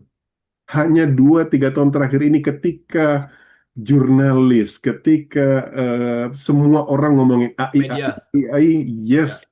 di situ baru sekarang aku cukup yakin proposal-proposal PhD tentang AI, GPT, whatever itu bakal banyak bersaing, beda banget sama 10 tahun yang lalu. Jadi kita juga nggak bisa dong teriak-teriak tahun 90-an, AI ini hebat, gini, buktikan kalau kamu tuh hebat. Karena ada orang yang sepanjang karirnya, mungkin dia tahun 90-an di usia produktif, sampai 2023 dia udah pensiun kan, AI-nya itu gurem dunia yang sunyi saja gitu loh. Dan dia punya pilihan, entah dia menekuni karena itu dia menyukainya, atau dia ngomel ke sana sini. Kenapa sih dunia tidak mengerti ada AI gitu kan? Aku melihatnya Ya. itu seperti itu, dan ini nggak cuman persoalan di sastra. Dan satu lagi seperti yang Titan bilang tadi, menarik orang dari multidisiplin itu membuat perspektif kita ini kaya, bahwa Yes. dunia ini bukan cuma sastra misalnya, dunia ini bukan cuma Betul. politik, karena ada orang lain yang melihat seperti itu, dan sastra yang saya lihat sebagai mahasiswa sastra beda banget sama anak teknik yang menikmati sastra ini gitu loh. Apa bedanya? Aku Eh, sedikit melihat eh, betul. percakapan semacam itu. Kawan-kawan yang lain, Setiap setiap tahun tuh selalu semua kami di sini tuh mungkin didatengin mahasiswa sastra Indonesia, Mas. Dan mereka tuh selalu tanya ke aku, kasih saran dong untuk mahasiswa sastra Indonesia, Bang, ngapain katanya gitu. Pasti kan dia merasa bahwa, kamu harus baca buku ini, kamu harus menulis kayak gitu. Pasti dia merasa ingin diceramain seperti itu ya, Mas ya. Mungkin dia ngelihat aku sebagai penulis atau sebagai pembaca. Terus aku bilang, tugasmu sebagai mahasiswa sastra Indonesia adalah mencari sesuatu yang tidak ada kaitannya sama sastra Indonesia. Seperti Murakami dengan larinya, seperti Ernest Hemingway dengan mancingnya, ya kan? yes, yes, yes. Seperti lain-lain gitu. Jadi mereka merasa bahwa, mahasiswa sastra Indonesia harus membaca, harus menulis. Malah seharusnya sebaliknya. Kalau kamu suka memasak atau kalau kamu suka main basketball misalnya, main main bola bowling misalnya atau tenis meja, betapa betapa menarik ya kalau kamu membuat acara sastra yang datang tuh orang-orang olahraga gitu. Itu sungguh menarik, Mas. Dan itu jarang terjadi loh, Mas, di titik tertentu. Betul. Dan apa salahnya kita coba gitu. Nah, itu yang nggak pernah dipikirin oleh, mohon maaf aja, ini mungkin karena diupload ya, Mas ya, nggak pernah dipikirin sama orang sastra. Sejak kapan ada orang mikir bahwa arsitek bisa bicarain buku puisi misalnya? Sejak Iya. kapan filmmaker dan segala macam gitu. Nah, jadi Menyendiri sendiri ya, mengeksklusifkan diri secara tidak betul, langsung ya. Nah, betul, Mas. Betul. Ada kalau tapi awal sih terbatas pendapat mungkin awal ya lagi Tan ya. gini, Ada agak mungkin beda tapi sedikit. terbatas ya Tan ya. Kalaupun Terbatas, misalnya, terbatas. ya misalnya gini nih, kalau Eh, misalnya kita lihat juga kayak Mas Yusi Avianto Parianto kan pernah juga melakukan ketika dia sangat suka Masa, memasak gitu ya. yes, Jadi dia selalu menganalogikan menulis itu seperti memasak hilang gitu. gambar. Oh, Dan ketika dia juga menerbitkan buku Raden Mandasya si pencuri daging sapi gitu kan, Loki Tua gitu. Dia juga merayakan buku-buku sastranya itu dengan masakan juga gitu. Jadi dia ngundang dengan makan. orang-orang untuk datang ke acaranya untuk membicarakan bukunya tersebut dan dengan makan gitu. Dia masak daging sapi gitu kan. Sembari juga membahas bagaimana karena itu bicara soal daging sapi gitu ya. Di situ juga bicara kulineran gitu. Daging sapi itu apa aja gitu. Kemudian bisa dimasak apa aja gitu. Dan itu kan satu cara yang menarik ya, menarik dan kemudian memperkaya sendiri ya perayaan karya sastra itu sendiri. Dan kupikir poin di situ juga sih kita sebagai pembaca gitu kan. aku sendiri sebagai alumnus sastra Indonesia gitu ya. Mungkin aku karena aku tidak terjun ke akademis ya. Maksudku aku tidak melanjutkan jadi akademisi misalnya, tapi aku basic ilmunya kan ilmu sastra gitu. Ya tugasku sebagai alumnus dari sastra Indonesia ya selain tetap membaca karya sastra, kemudian juga mungkin mendekatkan karya sastra itu kepada lebih banyak orang, karena sejatinya aku pikir sebuah buku, sebuah karya gitu kan. Sebenarnya karya itu dibuat untuk apa? Buku itu dibuat untuk apa? Apakah untuk disimpan atau kalangan sastrawan aja kan enggak gitu. Sebuah Ya. karya itu dibuat ya untuk dibaca oleh lebih banyak orang. Semua orang, betul, Iya, bahkan karya betul, sastra itu juga dibaca nggak cuma hanya untuk anak sastra aja, tapi semua betul. orang, lintas ilmu, siapapun dia gitu. Dan Gitu. Dan karena premisnya begitu, Bu Eka, mhm, makanya kita melakukan cara yang dalam tanda petik sangat inklusif sekali. betul, gitu Kan dia. siapa yang nggak bisa makan, Mas? Itu kan kebutuhan dasar, ya kan? Dan Iya. semua orang, mau dia kuliah, mau dia tukang beca, tukang pel dan segala macam itu kan makan. Ya, that's Dan right. Ya itu udah, juga udah sangat benar, cara Mas Yusi itu udah sangat benar menurut aku. Dan Dan itu harusnya juga kita seperti itu. lakukan di ngobrol buku, karena narasumber kita ada Yes, fotografer, lintas disiplin. apa video video blogger gitu kan ya, ahli IT kayak Mas Irwan juga gitu kan. Kemudian ada ada teman-teman yang ibu rumah tangga juga gitu. Ya Betul. kita mau bilang ya udah, membaca karya sastra itu penting untuk semua orang gitu. Aku pikir itu yang sangat penting juga dari ngobrol buku, bahwa membaca karya sastra itu harus dilakukan oleh semua orang gitu. Inklusif dan interdisiplin. Ya, gitu. Ya, Kiki setuju kalau nggak aku Kiki? tambahi gini, bahwa Ya, tradisi ini kan sebenarnya bukan hal baru ya. Yang dilakukan ngobrol buku ini kan sebenarnya hal yang sudah pernah dilakukan oleh eh, kawan-kawan di luar gitu ya. Memang ada perbedaannya ada. Misalnya kita di era digital ini kita memanfaatkan yang namanya media sosial misalnya. Ya boleh, dalam hal ini kita boleh apa namanya berbesar hati bahwa tradisi yang kita pakai di sini di ngobrol buku ini ada juga dipakai oleh teman-teman yang lain, sampai ada yang minta izin mau bikin yang kayak gini. Saya pikir memang eh, tidak ada yang baru sebenarnya.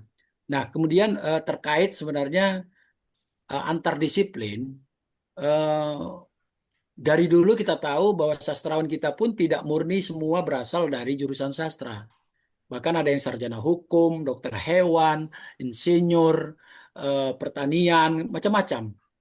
Jadi eh, diskusi antar disiplin itu, kemudian diskusi dari pemikiran yang lain, perspektif yang ilmu-ilmu yang lain, itu sebenarnya sudah dilakukan banyak orang gitu kan.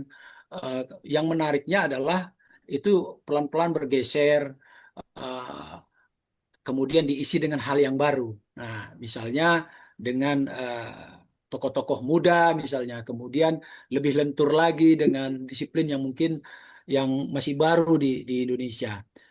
Tapi itu tadi, kenapa misalnya kegiatan sastra terkesan eksklusif? Karena sebenarnya yang berjarak dengan sastra itu sendiri adalah orang-orang yang di luar itu, di luar sastra, yang mungkin menganggap bahwa mereka bukan bagian dari sastra. Padahal kenyataannya dari beberapa obrolan dengan beberapa teman, misalnya ada mantan pejabat, politisi yang sama sekali bukan jurusan sastra pernah ngomong, saya udah baca ini loh, begini begini begini. Sampai ada teman Alda juga, dia seorang politisi, dia baca Animal Farm itu udah waktu SMA misalnya. Jadi memang banyak yang membaca, cuman masalahnya ketika mereka ingin membahas, mereka merasa tidak pede karena dianggap tidak memakai teori sastra. Padahal disitulah keunikan yang ngobrol buku, salah satunya adalah membuka ruang untuk coba kaji ini dari kacamata yang lain, jangan teori sastranya misalnya. Kemarin kita diskusi soal misalnya kayak puisi Titan, kita ambil teorinya desainer misalnya, desain grafis misalnya. Kenapa tidak? Setidaknya itu kan bisa memperkaya gitu ya. Nah, yang jadi persoalan mungkin kalau itu bisa dianggap persoalan adalah bukan orang sastranya kadang yang menjauhi diri gitu bahwa tidak mau mengundang orang lain gitu. Tapi justru yang merasa bukan disiplin sastra lah yang kadang-kadang merasa nggak nyaman atau dia nggak nyaman berada di lingkungan sastra. Karena itu tadi mungkin dia tidak membaca karya itu. Sudah, kalaupun dia membaca, pelan-pelan eh, dia sudah nggak membaca lagi. Itu banyak itu. Misalnya ketemu teman-teman yang seumuran saya atau di atas saya yang profesinya bukan orang sastra, tapi dia pernah baca karya sastra dan pernah bahkan membahas karya sastra bersama saya misalnya ngobrol gini, tapi ketika diundang untuk jadi pembahas dia merasa nggak, udah bukan aku gitu. Tapi beberapa teman ada yang kita todong, misalnya seorang apa namanya tokoh gerakan yang saya tahu dia pembaca yang rakus gitu ya, tapi disiplin ilmunya adalah ilmu politik. Nah, itu kita paksa dia untuk membahas itu gitu misalnya. Ada lagi yang orang dia nggak tahu masalah lain, tapi yang tahu dia masalah kopi. Nah, ketika ada karya sastra yang berbau kopi, kita paksa dia untuk ngomongin kopi dari aspek pemikiran dia. Nah, itu menambah menambah wawasan kita sebagai pembaca, sekaligus setidaknya sebagai masukan buat para penulis, para apa sastrawan kita, bahwa ada mungkin persoalan logika di situ, bahwa ada persoalan abstraksi yang mungkin di situ bisa diperbincangkan. Jadi ngobrol buku bertahan berada juga di ranah itu gitu. Kenapa? Karena kita tidak alergi dengan orang di luar sastra. Justru sastra itu memang harus dimiliki oleh semua orang, semua kalangan, semua apa, disiplin ilmu. Karena dari situ sastra menjadi kaya dan disiplin ilmu yang lain juga bisa menjadi lebih kaya gitu. Bayangkan kalau terjadi spesialisasi, wah cuman orang sastra aja yang membahas. Makanya dua tahap itu mungkin yang sempat dilakukan dan mungkin mudah-mudahan menjadi ada tambahan masukan yang lain ya soal apresiasi, soal mungkin kritik yang mendalam sehingga dia bisa lebih kaya lagi gitu. Saling saling berbagi gitu. Nah, hubungan Dan hubungan Maski ini oh, menjadi menjadi Bang Kiki dari Kemenak nih ada Mas, Ah, dari Kemenak, dan misalnya agama. kayak kawan ada yang dari mazhab apa perbandingan mazhab ya gitu ya. ya, Terus ya, bertanya soal apa hukumnya eh, menulis karya sastra seperti ini gitu, menyalahi aturan. Nah, si Kiki lah ya. itu. Tadi apa yang dibahaskan oleh Bang Jul, oleh Titan ya, Bang Irwan, bahwa aku juga salah satu orang yang mungkin secara basic nggak anak sastra, kemudian Tapi kan nggak sastra terlalu Inggris Pak, kan? sastra Inggris, Pak. Sastra pendidikan, Inggris. pendidikan, Ya pendidikan. tetap aja.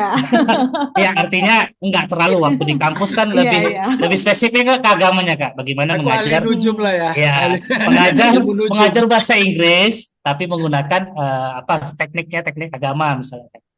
Nggak terlalu jauh lah. Dan toh pun di kampus kemarin kan nggak ada bahasa sastra cuma 2 SKS kayaknya. Introduction of Literature. Wes. Ya, cuma itu aja.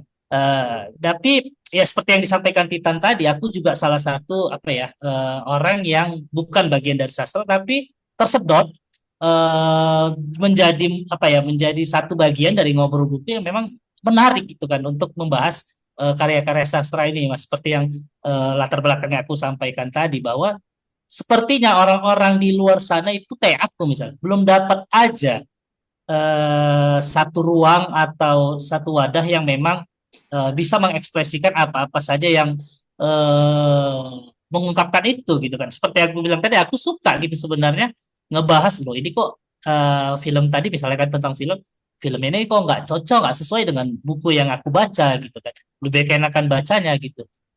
Aku kan mau mengungkapkan nih, tapi kan masih terhambat dengan yang tadi yang disampaikan bahwa ada ruang-ruang yang masih belum kita temui. Nah, dapatlah aku masuk ke ngobrol buku dan sampai saat ini kita yang mungkin di ngobrol buku yang masuk ke bagian ngobrol buku juga tidak lagi dalam ranah sastra kan yang masuk Nawir misalnya teman dari mazhab gitu kan dari perbandingan mazhab ada Rara misalnya anak psikologi yang gabung aku juga kan Mas aku sekarang bekerja di Kementerian Agama misalnya. Dan itu jadi apa ya? Jadi kebutuhanku saat ini, Bang, ketika nanti aku baca sastra. Oh, ini penting, ternyata penting loh buku sastra ini untuk bagaimana mengekspresikan pekerjaan-pekerjaanku di pekerjaan apa ya di tempatku gitu. dan itu sudah apa ya, membekas gitu Mas. Jadi ada beberapa teman-teman di kantor itu jadi ngobrol ini. Ada yang ngobrol buku gitu. Aku pengen lah gitu kan. Dengan dia tertarik mengatakan pengen walaupun belum ikut ya dalam ngobrol buku, artinya mungkin ya cita-cita ngobrol buku yang saat itu disematkan oleh kawan-kawan semua, nah itu tercapai gitu kan. Beberapa teman-temanku jadi kayak mana tuh Bang, apa ngobrol buku Tuki gitu. Apa aja buku sastranya? Cok, kau kasih tahu lah dulu apa buku-buku yang bagus gitu. Aku sebenarnya suka buku, tapi ya jarang aku. Ada beberapa kawan yang ngasih foto gitu kan, lagi di toko buku. Cuma mana nih bagus lah bukunya. Ketika ada misalnya karya Titan kemarin kan simulasi Sakaratul Maut. Nah, ini Kementerian Agama banget nih kan. Kementerian Agama banget. Oh, iyalah, Itu kita kan semuanya kan harus mengingat kematian. benar kan? Ini kan lebih Yoi. spesifik gitu kan. Oh, di mana belinya ya? Nah, ketika ada ketertarikan itu, aku rasa itu juga seperti yang tadi ya yang disampaikan Titan bahwa eh, kita bisa kok, kalau bisa jangan eksklusif gitu kan, tapi kita bisa semua bisa masuk. Nah di toko buku aja, buku non fiksi mungkin dikasih kategori ya, ada politik, ada sejarah, tapi kok di sastra kan cuma sastra dan sastra terjemah gitu kan. Jadi artinya semua bisa masuk gitu di sastra. Menurut aku gitu, Bang Irwan. Itu kalau Sepakat, ngomongin sepakat, Mas, sepakat. inklusivitas tadi ya, mungkin itu pilihan kata untuk nama kalian ya, ngobrol buku, alih-alih bedah buku atau bahas buku, karena ngobrol kan kesannya lebih inklusif. Iya, lebih Bisa. inklusif ya kan, lebih santai gitu. Hmm. Nggak apa ya, nggak ada spesifikasi tujuan tertentu gitu, tapi semuanya bisa ngomong. Dan tidak Lebih menjadi sebuah teror kekeluargaan gitu. lah ya. Dan Nggak tidak bisa. dan tidak menjadi teror kan Mas. Jadi setiap orang ngerasa ya udah kita ngobrol gitu. Ngobrol Kalau ngobrol bedah buku sesuatu itu kesannya kan kan kayak mau menghantam ya. Iya. Itu kan kesannya kayak menganalisis sekaligus mencari kelemahan segala macam, kayak orang yang pesakitan ya bedah ya. Nah, kan ngobrol kan lebih santai. Tapi ini perspektif orang kan macam-macam. Ada yang bilang, ya ngobrol tuh kayaknya kayak orang Nggak serius. cakap-cakap nggak ilmiah katanya. Tapi padahal yang kita obrolkan juga sebenarnya bisa dikatakan ilmiah juga gitu. Karena bukan karena sebenarnya kan bukan yang bukan kita asal hindari itu ngobrol. iya, dan kita hindari teror sebenarnya kan. Kalau Iya, kita iya. pakai kalimat yang serius mungkin itu menjadi sebuah teror. Belum apa-apa orang udah Takut. ngerasa terintimidasi gitu kan. Tapi ketika dibilang ngobrol gitu, oh ya udah kita ngobrol santai gitu. Kamu baca apa ya udah ceritain aja gitu. Dan itu kepikir sesuatu yang apresiatif tadi gitu. Jadi setiap orang Semacam bisa terapi lah melakukannya. kalau aku Iya, bilang semacam iya. terapi. Dan nyambung ke Kiki juga misalnya Mas, tadi ketika teman-teman kantornya nyari buku gitu kan, ngobrol buku tuh bahas apa aja, rekomendasi bukunya apa aja gitu. Kupikir ini juga hal yang membahagiakan misalnya ya ketika ada yang kirim pesan ke ngobrol buku atau ke aku personal gitu ya. Mungkin beberapa orang gitu ya, akhirnya bilang, oh iya, aku jadi baca buku ini gara-gara ngobrol buku kemarin bahas gitu kan. Atau misalnya, ini sekarang aku punya stok bacaan buku, dia tunjuk misalnya ada 5 buku dan semuanya itu buku yang dibahas di ngobrol buku gitu. Dan kupikir itu kan tujuan-tujuan apa ya, sesuatu yang bikin kita merasa merasa bahagia gitu. Dan itu kan bagian dari cita-cita kita sebenarnya gitu, menularkan semangat untuk membaca karya sastra itu. Gitu. Kita ganti tema bentar ya. Aku pengen dengerin masing-masing kalian semua. Ya, Jadi kita tadi udah ngomongin ada sastra, terus kita datang menuju ke sastra itu dari berbagai macam disiplin ilmu. Kalau di ngobrol buku bentuknya dengan komunitas ngobrol buku tadi. Saya ingin balik arah nih sekarang. Masing-masing yang pegiat ngobrol buku ini, ada nggak, aku kasih ilustrasinya nanti, ada nggak efek ke kehidupan kalian pribadi masing-masing setelah melakukan ini? Contoh untuk aku misalnya, karena sekarang bacaanku lebih lebar, jadi ranah-ranah yang dulu nggak aku singgung, nggak aku lirik, karena aku agak snob dunia sastra, malah aku dalami, aku baca. Terus juga ada kebutuhan untuk ngomongin atau ngobrolin atau apapun kalimat yang dipilih, lebih dari sekedar 1-2 kalimat. Misalnya kan, gimana baca buku itu? Oh bagus, berhenti. Kita kan nggak, kita butuh 1 jam. Kalau aku malah 2 jam nih ngomong Iya. apa 2 jam itu.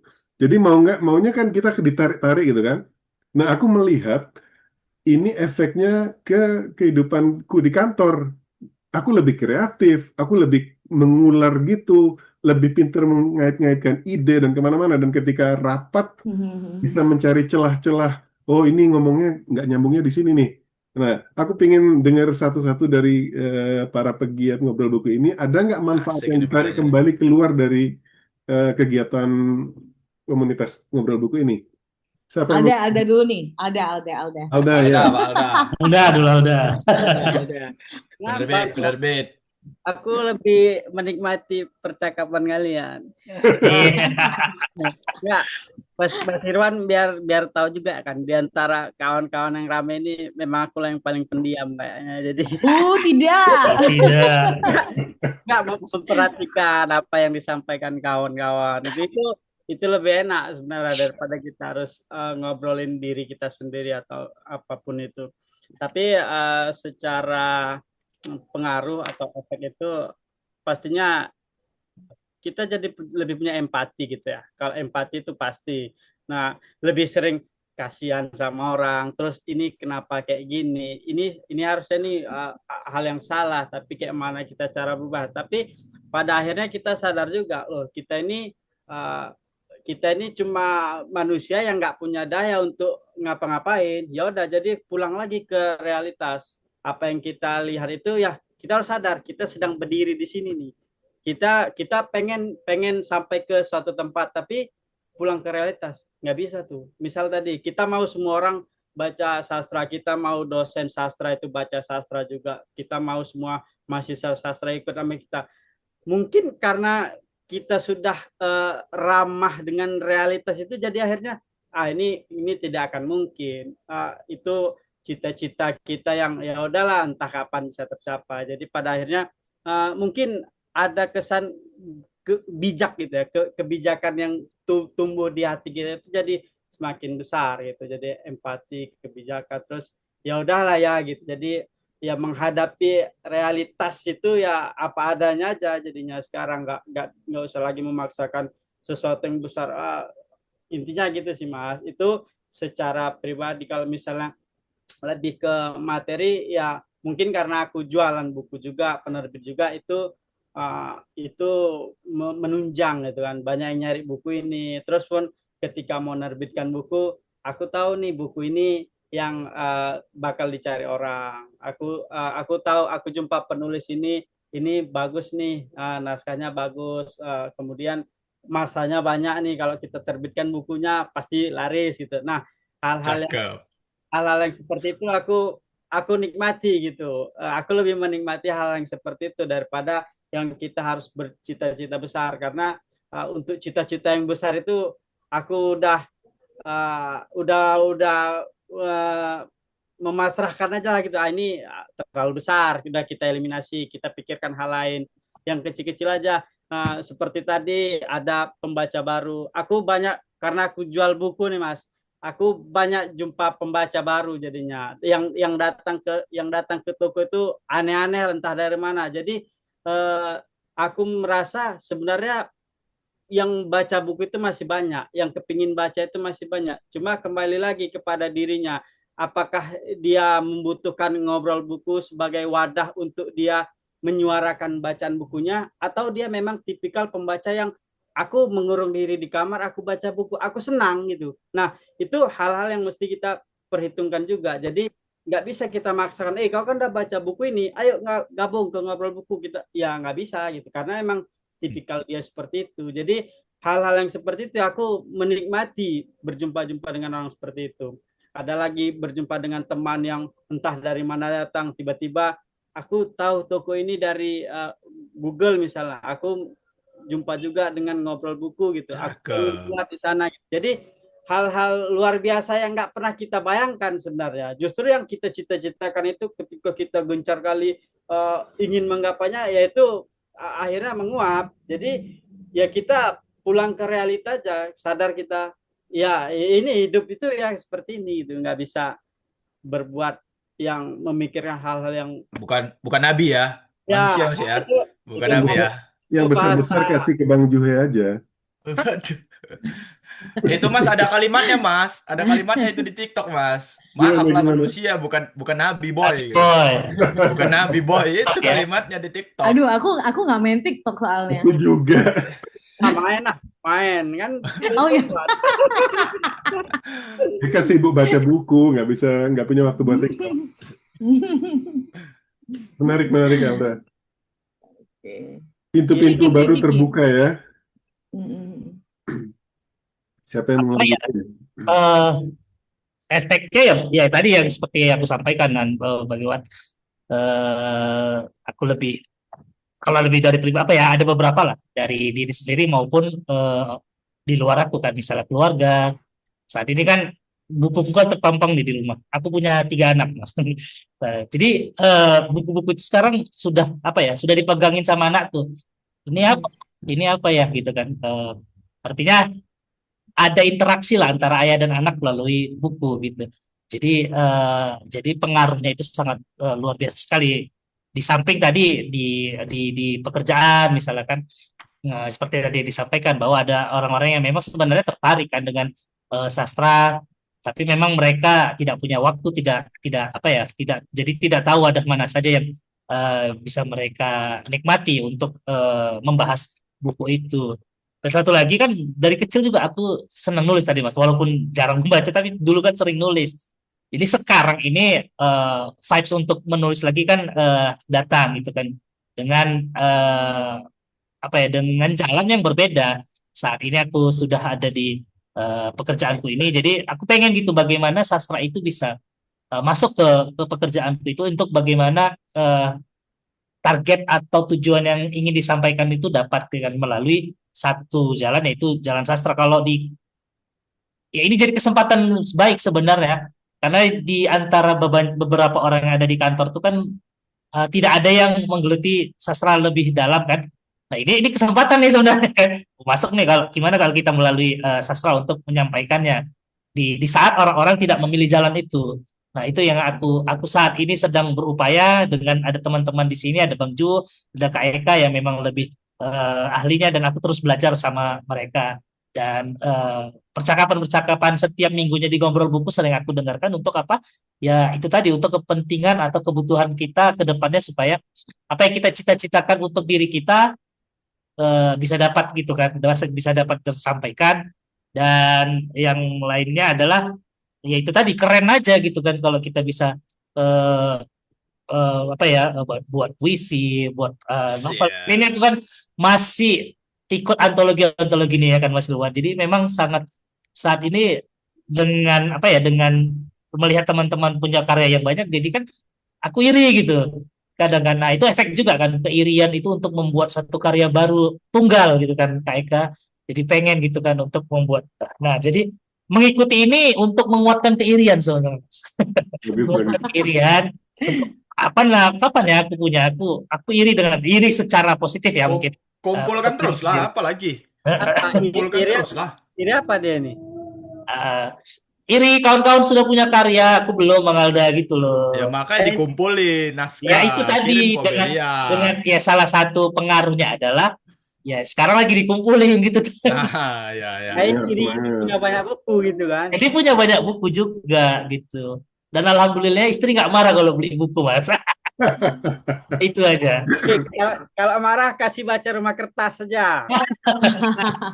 Nggak marah alhamdulillah. Kalau anak nanya nanti kalau udah gede kasih aja linknya. Ini realnya ya. Ah iya, ini dia. Benar. Ini dia dokumentasinya. Ayo siapa berikutnya? Saya aja ya, Mas. Monggo. Ini pertanyaan ini menarik sekali karena seperti yang Mas Irwan sering komen, Pak Guru gitu ya. Saya itu sepakat Mas sama apa yang Pak Gita Wirjawan bilang bahwa pendidikan berkualitas itu dari gurunya, bukan dari kurikulum atau sistemnya gitu. Nah, Hmm. kalau Mas Irwan tanya, kalau membaca apa sih itu prakteknya dalam kehidupanmu? Ya sudah pastilah Mas, pengen ngajar yang lebih baik. Apalagi selain itu. Saya selalu mengatakan bahwa saya jadi guru dan saya kenapa saya membaca ya tadi udah kita jawab sama-sama karena kesepian kan. Nah, kesepian aja kan nggak cukup untuk ngajar Mas. Kesepian kan butuh bahan nih. Ya kalau saya nggak baca apa-apa, saya ngomong apa di kelas gitu. Nah, itu jadi satu satu tolok ukur yang sangat wajib sekali menurut aku gitu. Aku baru saja menulis esai bahwasannya gimana ya kalau guru-guru Indonesia itu dikasih dua pertanyaan ketika selesai micro teaching. Pertanyaannya itu cuma dua sederhana, Mas. Apakah kamu membaca? Dan kalau kamu membaca, apakah kamu setelah itu menulis? Kalau dia nggak bisa jawab pertanyaan ini, dia nggak bisa jadi guru gitu. Ini bayangan-bayanganku aja gitu, Mas. Karena kan selalu kan literasi Indonesia rendah. Dan kalau kita semua baca, itu kan di berita, Mas, semuanya kan subjeknya siswa. Nggak pernah tuh Mas Irwan baca guru Indonesia malas membaca tuh nggak pernah. Nggak pernah. Kayaknya nggak ada di berita. Selalu ditulis siswa-siswi Indonesia malas baca. Siswa-siswi Indonesia nggak mau baca. Siswa-siswi Indonesia belum menyenangkan dalam membaca. Semuanya nggak pernah tuh dibilang di berita tuh. Ya, tapi yang Guru, disalahin gurunya Tan. dosen, misalnya dosen malas membaca itu nggak pernah loh beritanya. Bayangkan, padahal di sekolah-sekolah itu guru-guru memang tidak suka Saya, membaca. saya punya fakta banyak soal itu. Nah, penerbit penerbit bisa buka big data nih ya kan. Penerbit bisa buka big data. Itu secara sederhana itu sih Mas. Dan kebetulan aku di divisi kurikulum dan riset Mas. Jadi punya program namanya Seguru Seesai. Jadi kalau aku nggak baca nggak nulis, ya masa mau nyuruh teman-teman Miss dan Mister di sekolah, ayo baca ibu bapak, nulis ibu bapak lah. Bullshit, kamu nggak ngapa-ngapain, ngapain kami ngikutin apa yang kamu lakukan gitu. Jadi saya selalu sepakat tadi, guru yang berkualitas akan melahirkan pendidikan yang berkualitas. Kurikulum tuh kayak pisau.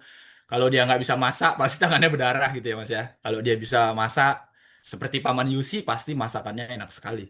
Gitu. Jadi itu sangat pragmatis dan nggak neko-neko Mas. Apa aja dibaca dan apa aja bisa diomongin gitu. Bisa ngasih influence dampak yang positif ke guru-guru lain. Aku mau Kurang lebih Dan gitu. aku mau nimpalin dan sedikit jualan kali ya. Di buku yang judulnya Aib dan Martabatnya Dak Sulsta, itu ceritanya tentang kisah seorang guru. Dan dia tuh stres banget karena dia ngajarin sastra, murid-muridnya nggak tertarik gitu kan. Terus dia kalau ke ruang guru, guru-gurunya tuh juga ngomongin hal-hal yang banal, nggak ada yang baca. Sampai pada Gosip melulu. Iya, sampai pada suatu hari ada seorang guru matematika yang mengutip Castorp yang dari The Magic Mountain-nya, aduh siapa penulisnya. Habis itu dia seneng banget. Jadi mungkin novel itu cocok buat ditonton. Aib itu dan martabat Mas. iya, Aib dan Martabat. diterbitkan margin kiri, tau nggak siapa penerjemahnya? Ya, tahu dong. Tahu dong kita. Jualan tadi pesan Tahu dong. sponsor, Ya maaf. udah dibilang jualan tadi. Iya, enggak, Tujuan politisnya mempertegas, sudah jelas. mempertegas. Memvalidasi, Iya, memvalidasi. tapi Mas Irwan itu bukunya udah susah dicari loh. Aku cari-cari nggak nemu. Cuman ada di Google Play e-booknya aja banyak. Ya Aku bisa cetaknya itu udah susah banget. bisa Nanti kita dihembus-hembuskan mungkin. suruh cetak ulang. Nanti kita suruh cetak ulang ya. Belum ini. Ada Iya. beli ya. Solstad. Karena Dan kan kalau penerbit itu permintaan toko buku dia dari reseller, iya betul. Dan kalau nggak salah, Titan juga mulai nerbitin buku semenjak kita ini ya ngobrol buku bergiat gitu ya. Dampak juga kan ke 2022. penulisan Titan. Iya. Ya, 2022. Lalu 2025. 3 tahun. 3 tahun berselang. Betul Bu Eka. Menarik. Ayo siapa berikutnya? Bang Yu. Ayo Bang Ju. Oke, ini pengawas ya, Pengawas. ketua. Ya. supaya Ya, nggak aku, lama-lama itu ada ketua yang belum ngomong. ya, siap.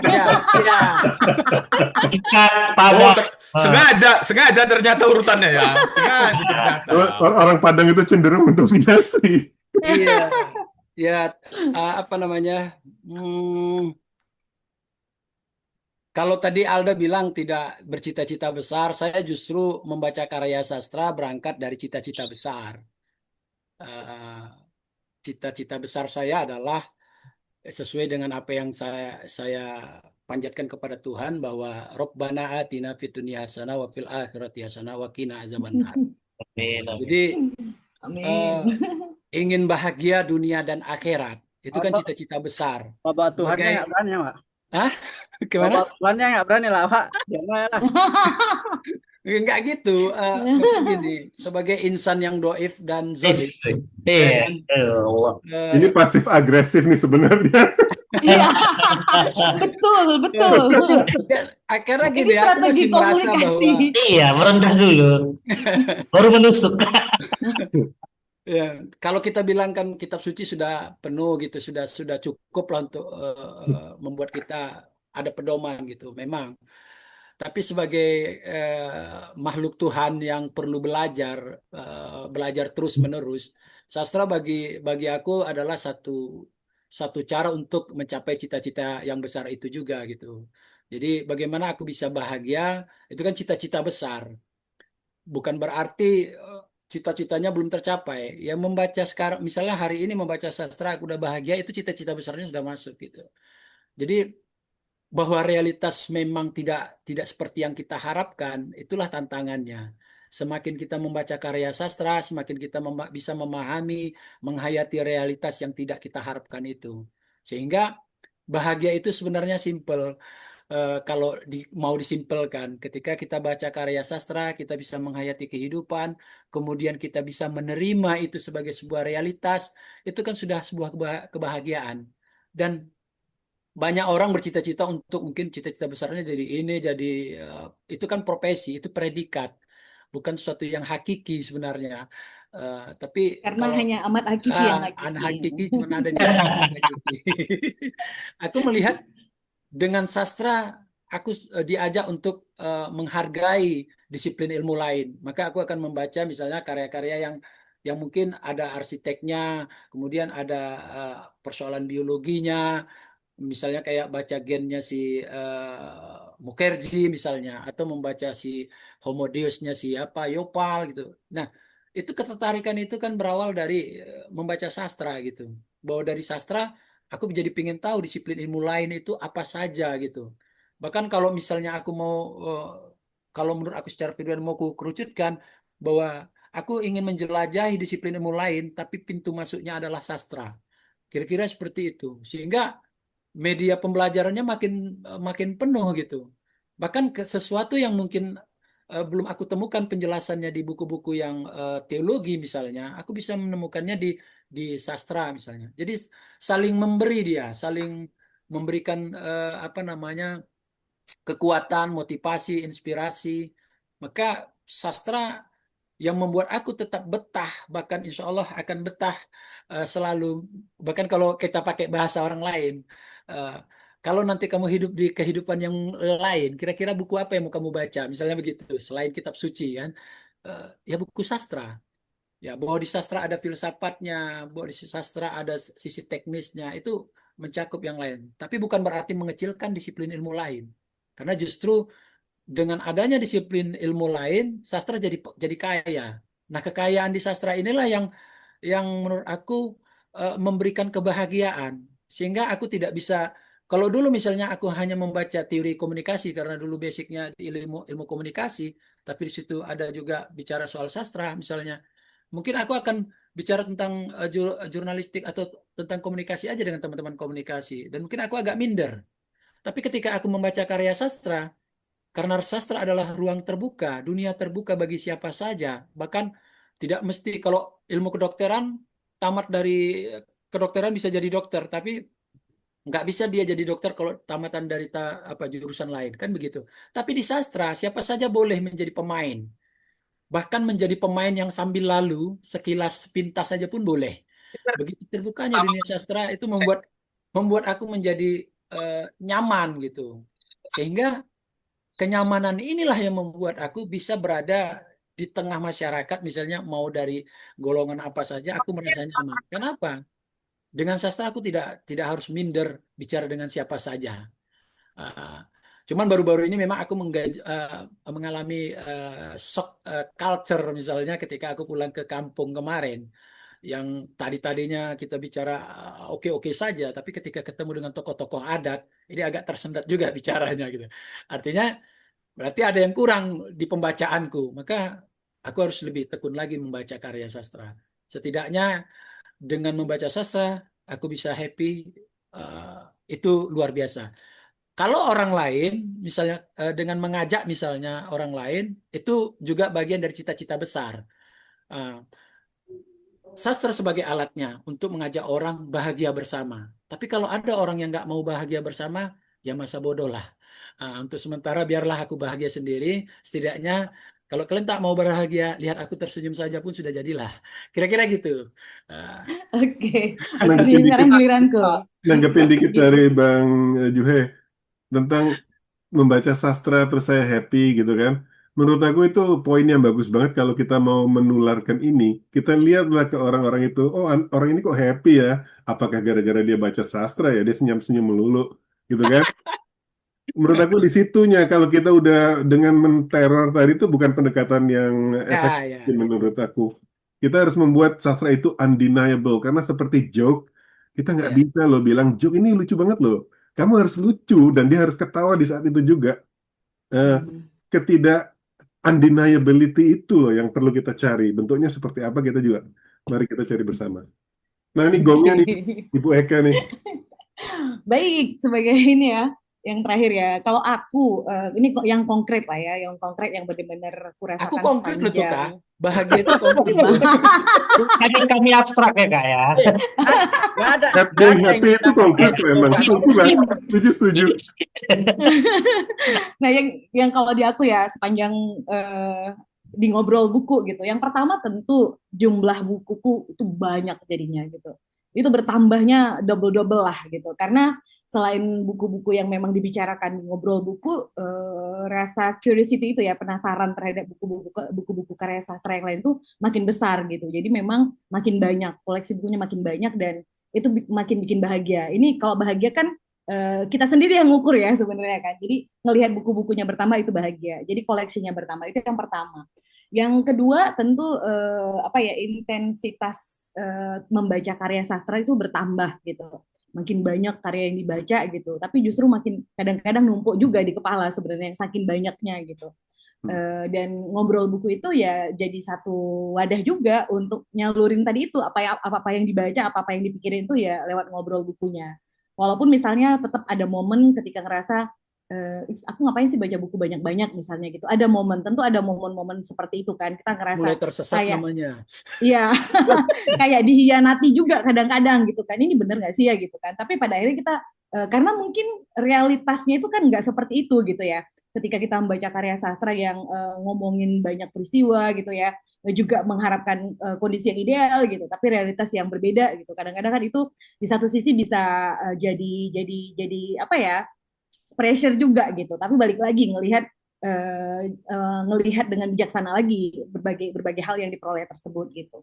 Kemudian di ngobrol buku ini tentu apa ya, walaupun aku alumni sastra tadi aku bilang ya, tapi kan pekerjaanku dari awal ketika aku masuk kerja itu kan tidak terlalu beririsan dengan sastra. Aku masuk ketika bekerja itu di media ya, di media officer di NGO gitu kan. Kemudian juga aku kerja di media jadi managing editor gitu kan. Kemudian kerja di NGO lagi gitu, jadi konsultan yang gitu. Jadi tidak benar-benar apa ya 100% di sastra gitu. Dan di ngobrol buku ini aku dideketin lagi sama karya sastra gitu lebih dekat lagi walaupun selama ini tetap baca tapi dengan ngobrol buku jadi lebih lebih intens lagi gitu. Termasuk juga apa ya ketemu sama teman-teman yang berkegiatan di sastra gitu. Kemudian juga tentu dengan ngobrol buku hal yang paling aku pikir ya di dunia ini dan di dunia kerja gitu kan hal yang paling penting yang sangat penting itu juga kan relasi gitu ya jejaring gitu nah ngobrol buku membuka peluang-peluang yang seperti itu dan itu kupikir luar biasa gitu Mas Irwan. Bravo, bravo, bravo, Jadi duta bravo, baca karena karena ngobrol buku bravo, nggak? bravo. Ada pasti ada Satu ngaruhnya lagi juga Mas pasti. Irwan dari saya. Gara-gara ngobrol buku, dulu saya ngobrol sikit-sikit, sekarang sikit-sikit ngobrol. Iya. Udah ketularan Wak Ju ya. Iya Mantap. Awak junior diam aja lah. Awak junior di sini diam aja lah. iya Bravo, bravo, bravo. oke. Terima kasih kawan-kawan. Ini perkenalan yang menyenangkan sekali buat saya. Semoga menyenangkan buat kalian juga. Nah, Dan sangat senang aku. ya, kita ketawa kan, ketawa itu undeniable. Terus Betul. aku ya kita udah 2 jam nih. Kalau ngobrol enak itu tandanya 2 jam tidak terasa. Terus mungkin kalian juga 5 tahun tidak terasa kali ya. Betul. Karena happy. Tiba-tiba udah 5 aja gitu Mas. Itu dia, iya kan? Nah, baguslah kita pakai momen-momen besar seperti ulang tahun kelima untuk refleksi apa yang udah kita dapat atau apa yang masih kita ingin kejar. Dan aku bermimpi semoga nanti ada 5 tahun lagi kita bikin episode ini lagi ya. Kalau ada umur dan ada iman sastranya masih Ya, konsisten. Amin. Amin. amin, amin, amin. Amin. Satu dekade ngobrol buku kan. Wis. Ngomong-ngomong kan jurusan sastra Inggris nih, aku pengen bikin makin banyak konten yang berbahasa Inggris ngomongin buku Indonesia. Jadi kalau tertarik kasih tahu ya. Siap. Wis. Aku pendidikan bahasa Inggris loh, Kak. Dian juga sastra Inggris itu, Mas. Dian nanya. Ya, ayo kita kenalkan sastra Indonesia keluar. Jadi aku kalau misalnya di sini ada organisasi namanya NURLA, Norwegian Literature Abroad. Jadi dia mengumpulkan penerjemah-penerjemah dan kami ketemu di Zoom sebulan sekali. Minggu depan ketemuan rame-rame di Festival Sastra Norwegia. Kalau aku punya konten-konten kayak gitu, aku kan tinggal ngasih linknya. Ini loh buku ini loh, kami obrolin di sini. Dan kalian bisa mengakses juga dalam bahasa Inggris. Itu mimpiku Ya. ke depan sih. Kasih tahu aja kalau ada yang tertarik ya. Iya, Mas. Challenge nih buat kami juga. Balik lagi, selamat ulang tahun yang kelima. Kita ketemu lagi ulang tahun yang ke-10 nanti ya. Thank you, Berkarya Mas terus. Terima kasih Irwan. banyak Mas Irwan. Terima Ya, kasih banyak. Sama-sama, mari. ya. Dah. Bravo, Terima kasih. bravo, Bravo, bravo, bravo. bravo, bravo, bravo. Bravo, bravo. Dah. Dadah.